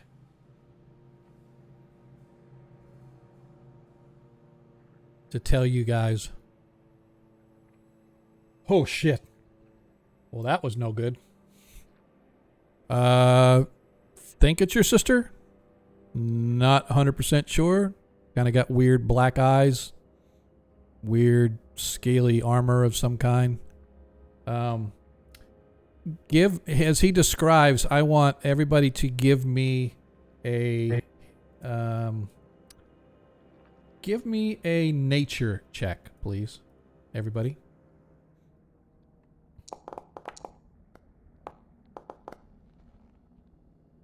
What? What?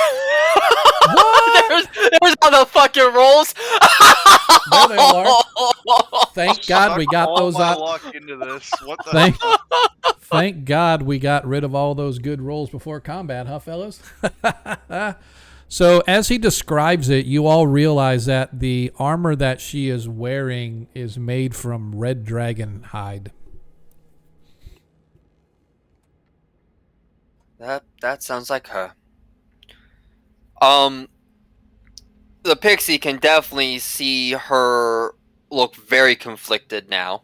And she's going to ask her, have you seen the construct that he describes? The woman? No, not the woman. The area. The Moon Observatory, yes. It is an ancient place where Fae and Fae-like creatures studied stars and the movements of the stars through the galaxy, yes. But it has not been... The knowledge that was once imparted there has long since been lost to all of us. There are many, particularly the centaur tribes within the region, have interest in the stars and their alignments, and so occasionally they come to study with human wizards that have been brought to see this place. We call this the Moon Observatory.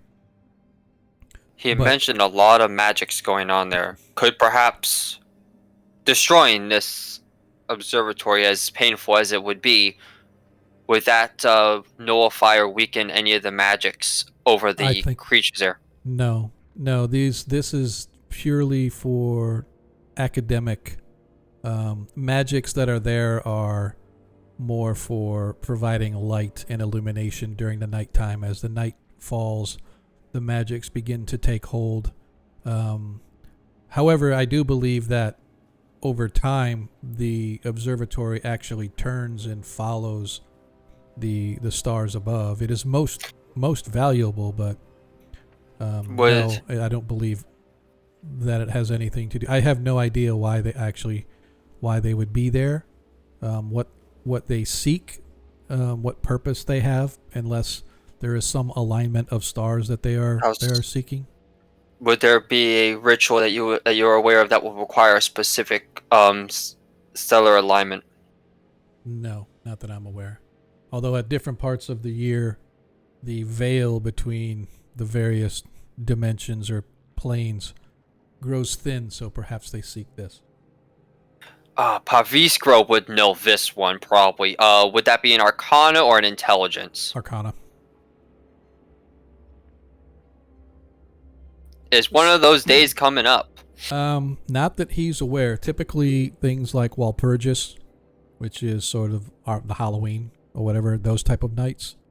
But every religion and every plane has different ones, so nothing that he would know. He would, in order for him to know for sure, he would have to have a library so he could do research.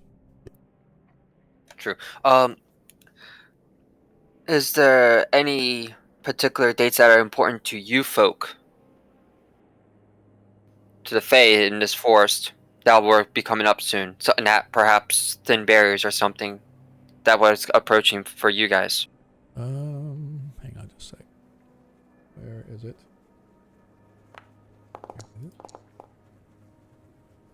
They're in an observatory for a reason. She sort of looks and she's like, there is no special day that I am aware of it. All I can think of is perhaps they're there for study.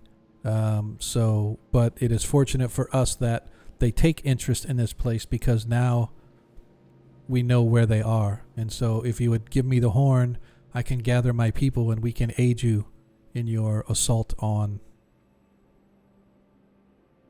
these orcs and the evil that is has obviously usurped the power of our Lord.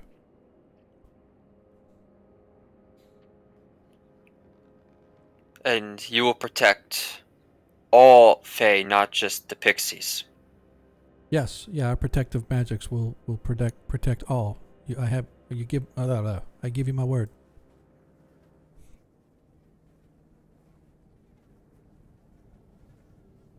Yeah, Hagar observing. Whoa! Look at that girl! Get these out of the way now, guys. Get these out of the way now. You see, she has an urgency in her voice that makes you think that she knows she's close to getting you to say yes.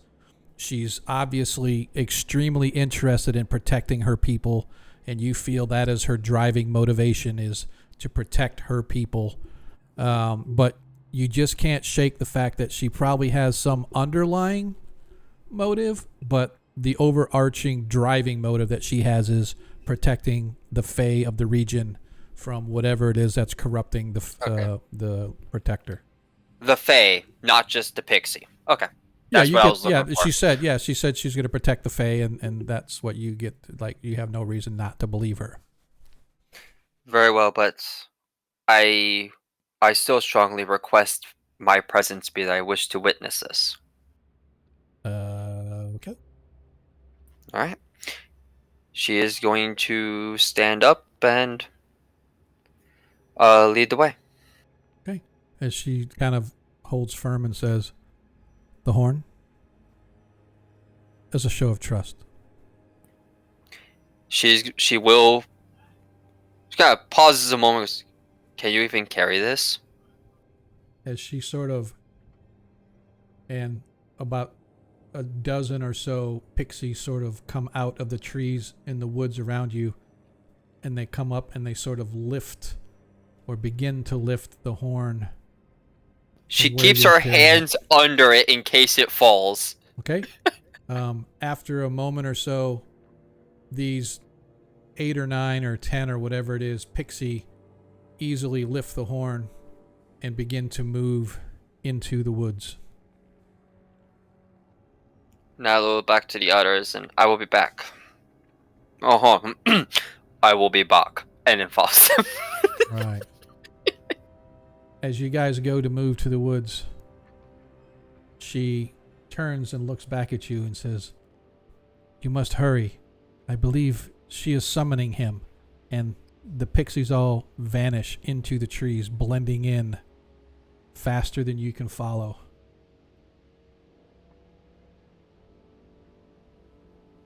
And she sort of disappears. I'm chasing her down.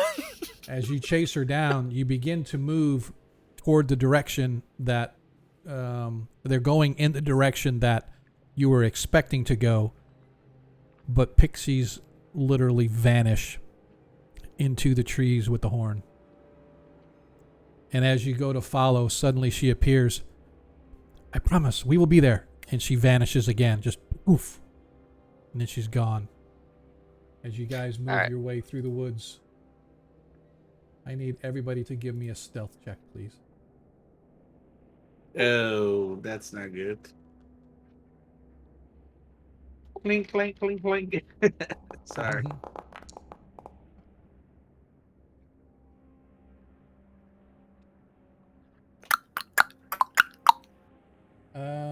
I want to make sure.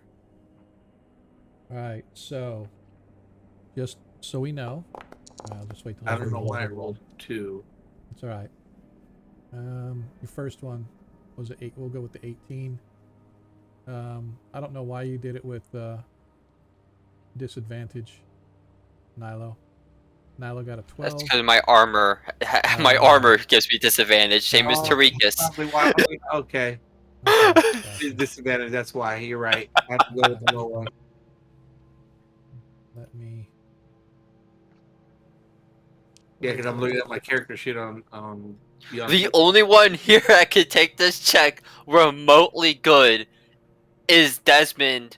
Ragnar just doesn't have disadvantage, but he has no dex bonus. Desmond got a 27. I would vote Ragnar. that Right. Desmond moves on the side by himself. All right, so Away guys- from the party. you guys slowly move your way up to the edge where Desmond was taking you guys. As you creep through the trees, you can see this large depression begin to come into view. You could see it's about a 30-foot drop into the base of this caldera of sorts. There is the trail itself follows along the lip off to the left, and then it slowly descends until it actually reaches the bottom on the back end of the depression. However, as you guys are approaching, suddenly, off to the left, you see an orc appear, and he cries out with alarm. They're here! They're here! They're here! He screams in Orcish for those that understand. And that's where we're going to leave our game. I'm going to yell back. And that's where we're going to leave our game. I know it's really early. I know it's only 11 o'clock instead of 11:30, but this combat is going to be protracted, and I'm not going to be here till like 3 in the morning. 4 o'clock. Yeah, no. Okay. Yeah, nice try. You're a bachelor. Yeah, I am a bachelor. I am for another couple of weeks. However, I have stuff early in the morning, and again, I know you guys would probably say okay, but I really don't want to keep anybody past 11:30 or I would say midnight, but this combat is going to go for a while because there is a lot that is going to be going on. So I do apologize that our game is going to end a little early. However, we are going to do as we always do with our after party, so that will go probably longer because of the fact that the game stopped a little bit early. But I do want to stop right here, give you guys all time to digest what's actually going on, and then we will next session we will pick it up and we will jump on it. And so so let's kind of hold it off right there. If we would have got there by 10:30, then I would have said, okay, let's go ahead and go through it because we might get through it in an hour. But look what happened on our first combat for today. Although there were a bunch of creatures, they were a little tougher than these ones you guys are probably going to be fighting, at least the orc-wise. I still think it's going to be a fairly protracted combat. I could be wrong. You guys might be able to to take it down in like instant, but we'll see. We'll see what happens next time. So for those of you that have been out there with us all night long, I definitely appreciate you hanging out. We're going to shift over to the after party here real quick. And on Discord players, if you guys want to join, I'm going to pop over to the open channel. And 3, 2, 1, I am now on the open channel. So for hopefully anybody who wants to join us, if you guys are out there out on our Twitch channel watching the stream live, feel free to join our Discord. Come on down, pop into the open channel and have a chat with us. In the meantime, I'm going to kind of clean this stuff up a little bit. Hopefully players had a decent time tonight. I know Monkey's stuck over there in the players thing because he's not listening. So yeah. So he's probably like, well, hey, where'd everybody go? What happened to the game? I'm not hearing nothing. That's because we're not Monkey. So yeah. Yeah. I appreciate it, Annex. So, yep. We are going to hang out here for a little while. So, that being said, let's try to get this knocked out of the way. First of all, Nilo, anything you got going on that you want to shout out about? Well, I'm about to move into my own place by the end of this month, hopefully. Nice. Now, this is what you're talking about you were moving into, right? Yeah.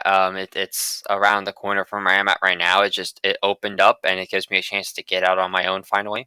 Dude, man, So, that is awesome. That is awesome. You need to come over to the house again, man. It's been a while. yeah. Swing by, man. We'll Pete, paint you got- pennies and throw dice. Awesome. Yep. Ooh, I like that picture. dig it. Yeah, the one I reposted in campaign for y'all. Yeah. I dig it. Yep. Cool. Hey, That Monkey made it. that that armor took, God, way too many hours to get. Dude, it's awesome. It looks good. It you have to grind a specific dungeon for resources, and then you trade those resources in for a special item used to make that specific style of armor. Right. And getting people to do it with me is hard as hell, and I'm usually having to do it alone, which is why she had so much of those abilities. Yeah. Nice. All right, man. What about you, Monkey? What you got going on? I know you went back to school. How's things been going? They've been going pretty good. Just been chilling out and having all My We- son is fast learning that all that time he used to trash talk about his teachers in middle school and stuff and how crap and garbage they were and stuff. Yeah, he's like, holy crap. If we were like this, I'm surprised any of our teachers aren't in jail right now for beating the crap out of somebody. Teaching eighth grade man. history, man. Yeah, junior high is a special kind of person to teach that. Yes, sir. Same with high school and elementary. But no, just back to work. Oh, During the kids week- in the general. weekends- yeah, the weekends are, valuable again, and Right. just look, just chilling out and just doing little streaming on the side from whatever, and still doing I just released my lizard folk. So Yeah, you told me that last Oh, yeah, on okay. Monday. Yeah, they No, well, that found was on Monday. That was Monday stream, right? okay, This I is did Friday tell you. stream. Okay, and It was someone Monday bought stream. my first what are they called? The bird people. I was like, man, I did that like Arakaka. yeah. Someone bought a library of that. I was like, all right, woo. Nice. Very cool. So anyway, So yeah. you're going to be out there making, so what you're saying is you're going to be out there making cocks. Is that what it is? Is that what you're saying? Yeah. Listen, man, he's all cock. He's Aracock. Yeah, but other than that, I man, can't just do it having actually. fun, chilling out. Yeah. What about you, Ragnar? How's things going with you, dude? It's going calm, thankfully. Right. Honestly, I'm just trying to chill out. My last few weekends have been busy as hell. I was in upstate New York last weekend, so that was a What are you doing up there? What that was a 6-hour drive there and back. are you doing up there? Big old family reunion. Oh, nice. Met a ton of my relatives. Very cool. You hate It them wa- all? it You did tell not- them don't ever come to my house again, ever? Listen, I'm fine spending time with relatives. I feel really bad for some of them though, because when we got back, like fucking 7 people came back positive with COVID. I'm like, Oh. Jesus Christ. You know what? And getting positive with COVID now is just like, whatever. Get It over it. happens. Get I over was it. just surprised, like that many people got it that quickly. I'm like, Yeah. holy shit, holy shit. Yeah, dude, all you got to do is suck face with a cousin one time and then everybody's got it. Thankfully, I'm not from Alabama Or West Virginia. or Florida. Hey, well, hold on now. Hey, now we don't do that here. That's I'm- true. You got gators. I'm not from Florida either, so that's all right. Yeah, we kiss alligators. That's what we do. Yeah, exactly. Listen, I've seen the vids. I've seen the Oh, vid of it's that the guy cats. throwing an alligator through a McDonald's window. Did you hear the big one? The big one I got in the news today was that he's probably bigger now, but in 2020 they tagged this great white named Brett. They call him Breton, Bretln. Was this the one that bit the other in half? No, it's 13 feet long, 2,700 pounds, or 1,400 pounds. Sorry, 13 feet, 1,400 pounds. That's when they tagged him in 2020. He was off the coast of Myrtle Beach, and I was just at Myrtle Beach. And like my kids and stuff were down playing on the beach, or my grandson, I should say, was down playing on the beach, but they didn't go deep in the water, of course. And he was like, people say, oh, he's off the coast of Myrtle Beach. How far? 20 miles. Okay, dude, seriously? Why are you worried about that? But that being said, they've been talking that they thought it was weird because most great whites now have migrated north. So they've all gone up past like the East Coast and they're all up in the Atlantic and stuff, or wherever they go. But they don't typically stay in the warmer water. So they're like, oh, crap, he's down here in the warmer water now. So, yeah. So that was definitely eye-opener. So It's like, yeah, I want to go scuba diving, but man, I want to wait till all the sharks or the big sharks. Like, I don't mind sharks, but I don't mind like the sharks that can open their mouth and swallow me. Those are the sharks that I don't want to be around. So. Speaking of sharks, and since we're talking about gators, I was surprised. I feel dumb for learning this now, but I was surprised to learn that like crocs and sharks hate each other. Really? Like they'll nip each other if they get close by one another in the water. No I'm kidding. like, wait, yeah, my friend told me about that. I'm like, are you serious? And I looked it up, and they're like, yeah, if any of them go near each other, they'll like nip at each other. That's crazy. By the way, for those Yeah. that haven't seen, if you look on our stream, you can see that we have reached our 200 follower goal, which I don't believe.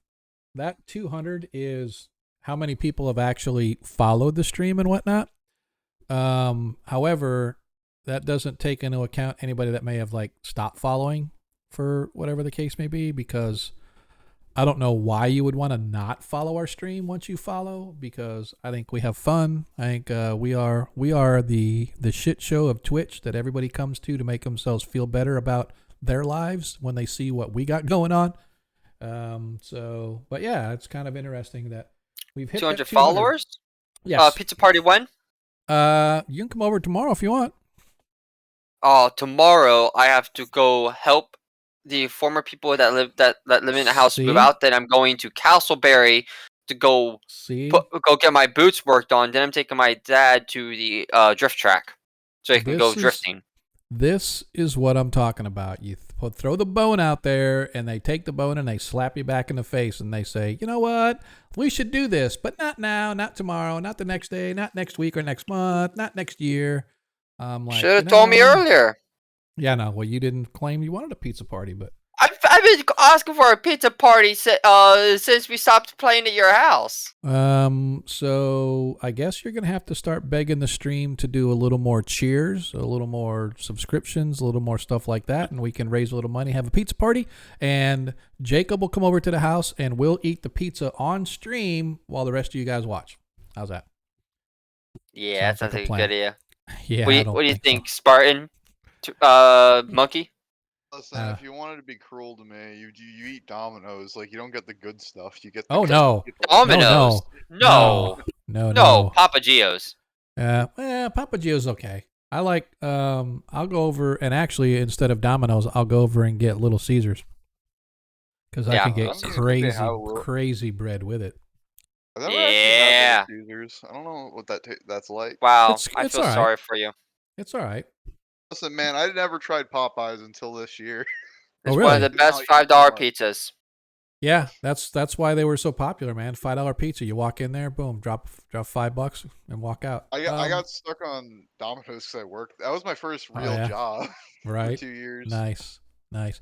Yeah, work for me has been going pretty good. Got the new job. Working for a good company. One thing I like is that these guys are very responsive.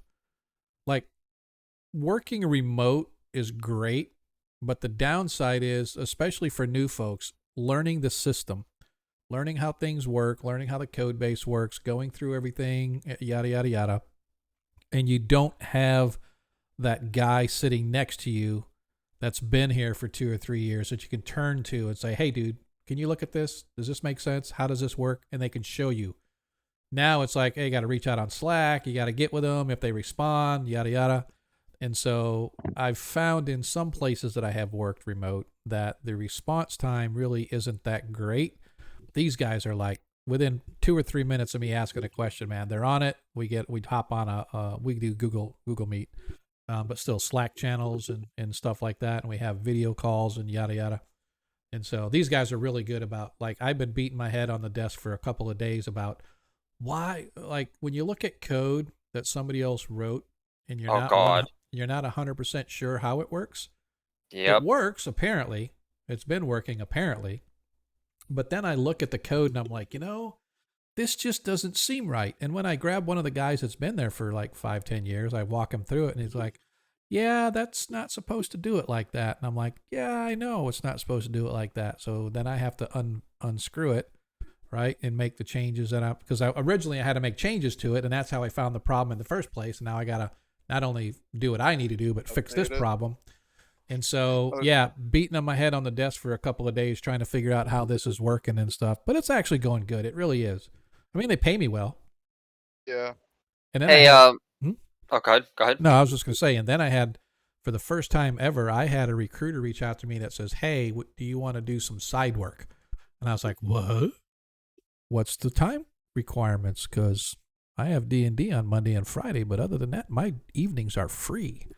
And if you're going to pay me the same salary I'm making now, and I could get a double paycheck, hell yeah, I'll be able to pay off my house in a year. Anyway, you were going to say, Jake?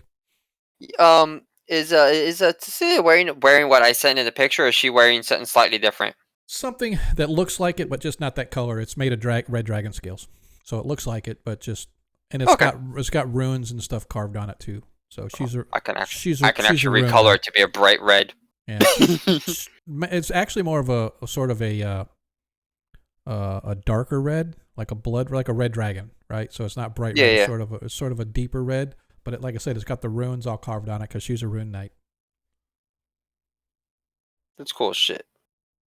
Yeah, I'll send you I sent you the link to her and stuff. I can. Yeah, I was looking at it. Yeah, you can rebuild her exactly like that and make any tweaks that you want.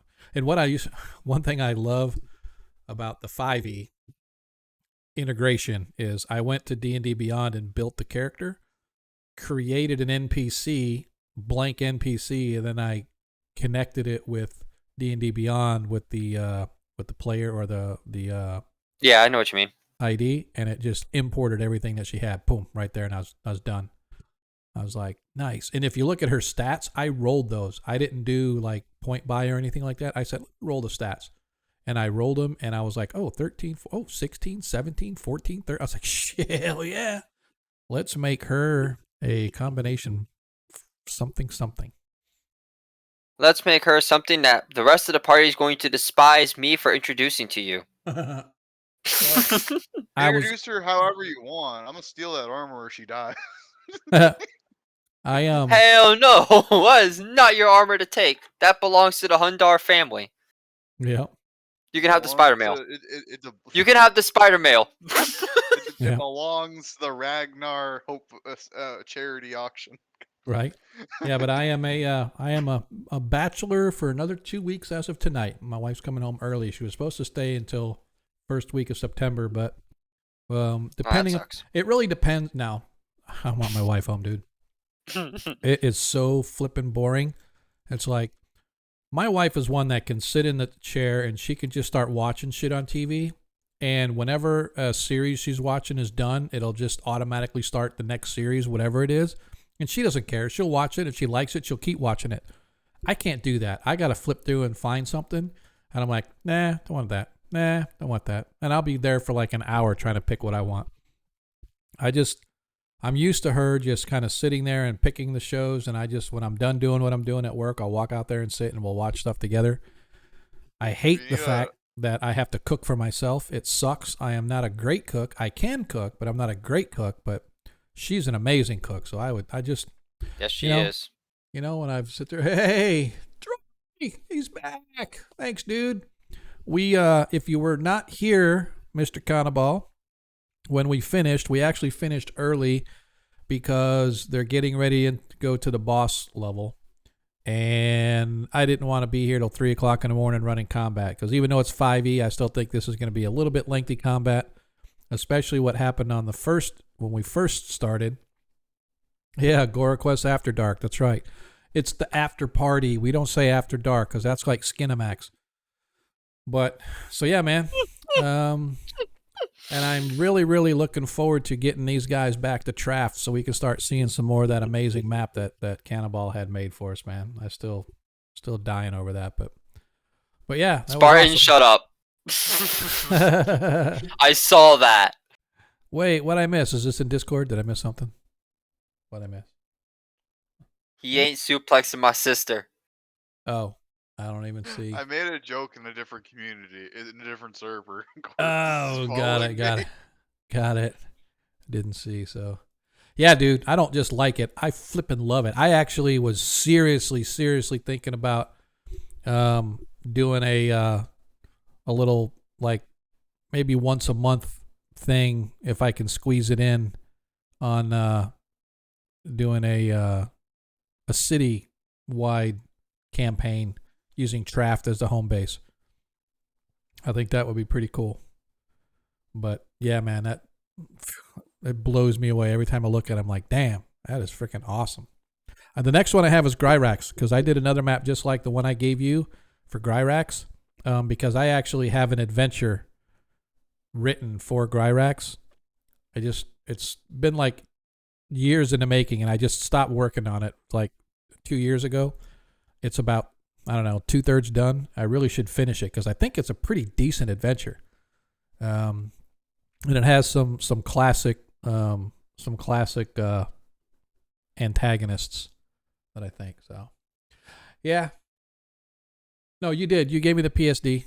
I can definitely take a look at that and kind of see how it works. I haven't played with Photoshop in a long time, but you definitely did give it to me, and I appreciate that. But so yeah, man, it was good. So anyway, what else do we want to talk about? We got about 14 minutes left if you guys want to hang out.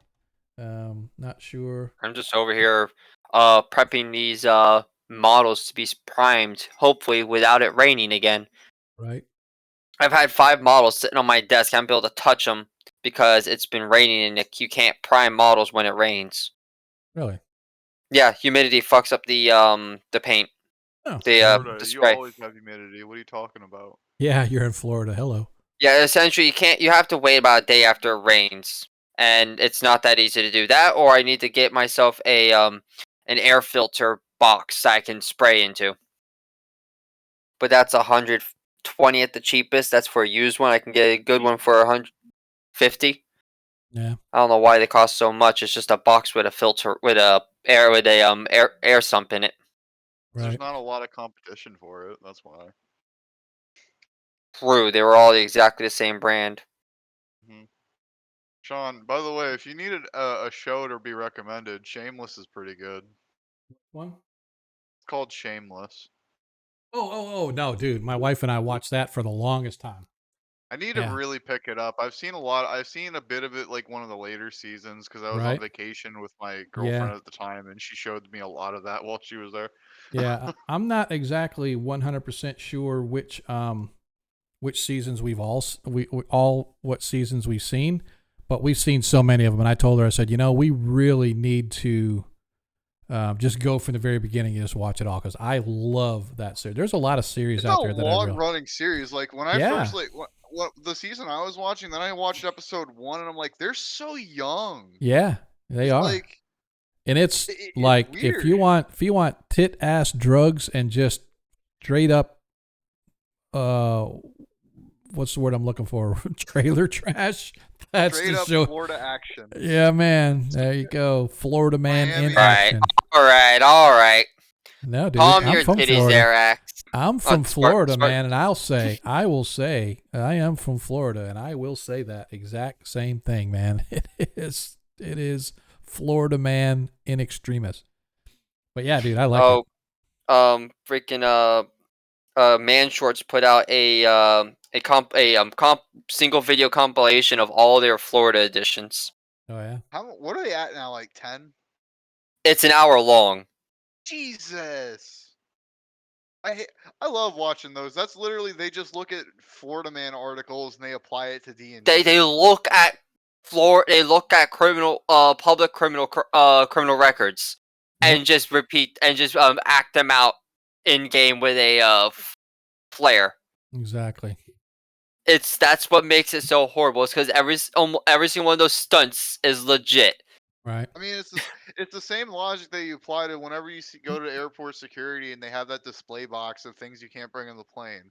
And then you look at it long enough and you realize some asshole tried to put that on a plane.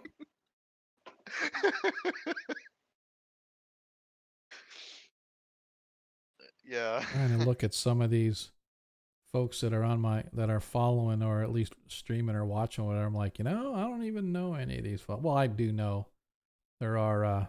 Let's do that one. I know he's out there or he was out there. Do a little shout out. I would shout out Monkey, but I don't like Monkey, so I'm not going to shout out Monkey. And we'll do No, Zerathon. Monkey's not even here. He can get offended. Yeah, no, but it's funny when I look at my stream deck, it still shows people as following or whoever, and so I'm like, oh, I have to check out who that is. And I look at some of these, I'm like, yeah, I no idea who you are, so why you follow? Yeah, They can't. Learn Music is one of the people I have the Yeah. community involved. Yeah. Yeah, exactly. That's why I put him on there, man. Just because I know he's They like- came in for a raid and followed you and then never unfollowed. Yeah, quite possibly. Well, I'm just saying though. The thing is though, this on the stream deck, it actually shows who's supposedly watching your stream, and it could be those that are lurking as well. But I haven't seen any lurks show up, so I don't know. But I do know that we are getting close to our timeout hour. I'm going to hit the 4-hour mark, and we're probably going to call it quits. People are starting to dwindle away, so I want to make sure we can at least do a raid with at least a couple folks. I'm probably not going to take a whole bunch of people over there, but I'm going to go over and we're going to hit Atomic Peanut Butter Group because why? Why not? They just changed their name to their Twitch stream to Atomic Peanut Butter Group. I thought it was just pretty cool, so we're going to go ahead and do those guys. But in the meantime, I appreciate everybody that has been hanging with us all night long. For those of you that come to Monday and Friday streams, much love to you. For those that are cheering and dropping subscriptions and stuff like that, told you guys, much love. Every dime that you guys do put in to support this stream goes right back into the stream. I take nothing at all. I don't go buy Taco Bell with any of the money that you guys send me. It all goes right back into the stream. So yeah, man. And no Taco Hell? Yeah, man. Don't. Oh, come on, guys. You need to at least buy one Taco Hell order with the money that's meant for the stream. Nope. And then you eat it on stream. I will. And then you eat it. And then you eat it on stream. Nah, I do it. You write it up as a company luncheon. Yep. We are a small, dedicated niche out here on Twitch, and for those of you that come, week in and week out, can't say much about how much we love and appreciate you guys showing up. Whether it's spending tokens to give these guys nat 1s and nat 20s, whether it's dropping cheers to give everybody advantage on their rolls or give the DM advantage on his rolls, man, that was completely unexpected, and we definitely appreciate that tonight. But we hopefully, or I should say, hopefully you guys will keep coming back. Don't forget, our next stream is this coming Monday. We are off the following Friday, which this could screw me over. Holy crap, I just thought about that. We are going to miss several weeks in a row, gents. Unless you guys want to play next Friday. Because I was planning, because my wife, I told you, is coming home. I'm flying up there on the 18th, and we're coming back on the 20th, so I won't be able to game on the 19th.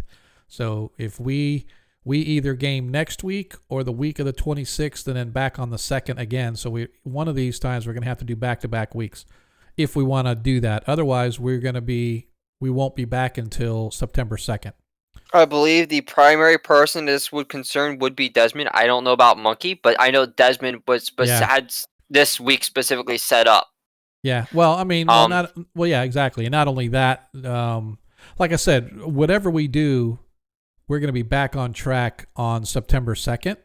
So, like I said, if we game next week and Desmond can't make it, that's fine, because we know it's his off week. But just know that we would then not be back until the 2nd. So I'm just saying we can talk about it in Discord and figure out what we want to do, but just know that we are not going to be able to game on the 19th because I'm not going to be here. I'm going to be picking up my wife and bringing her home. So talk about it on Discord, kind of throw it out there and say, what do people want to do? If they just want to skip the 3 weeks, or I would probably want a game on the 26th. That way we have a couple week break. Then the 26th and the 2nd, right? So Desmond would obviously miss the 26th, come back on the 2nd, fresh. I think that might work.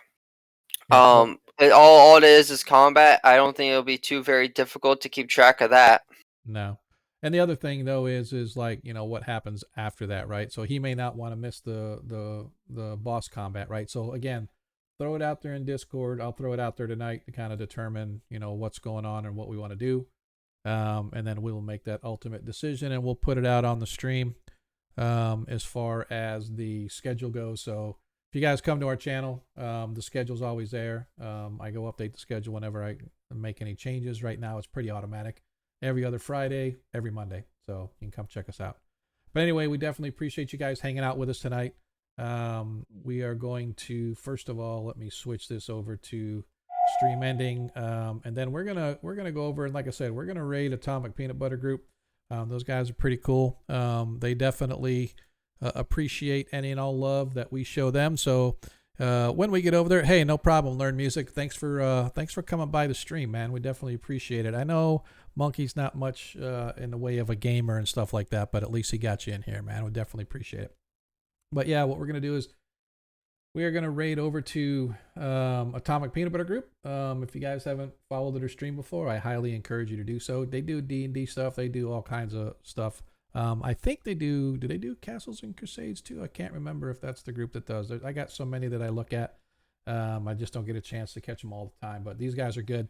And they could use a little love. So, we're going to pop over there, drop a few bodies on them.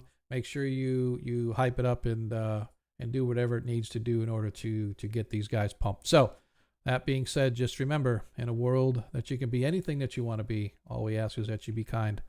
And we are going to raid over... why didn't it do it? And be the problem. Yes. That way things get done. All right, this is not doing what I wanted it to do. Let's try this again until... There we go. There we go. Yeah, there you go. So you get all those raids in there and stuff, right? So we're getting ready to pop over there. It looks like we got a few viewers. A couple people dropped off, but that's okay.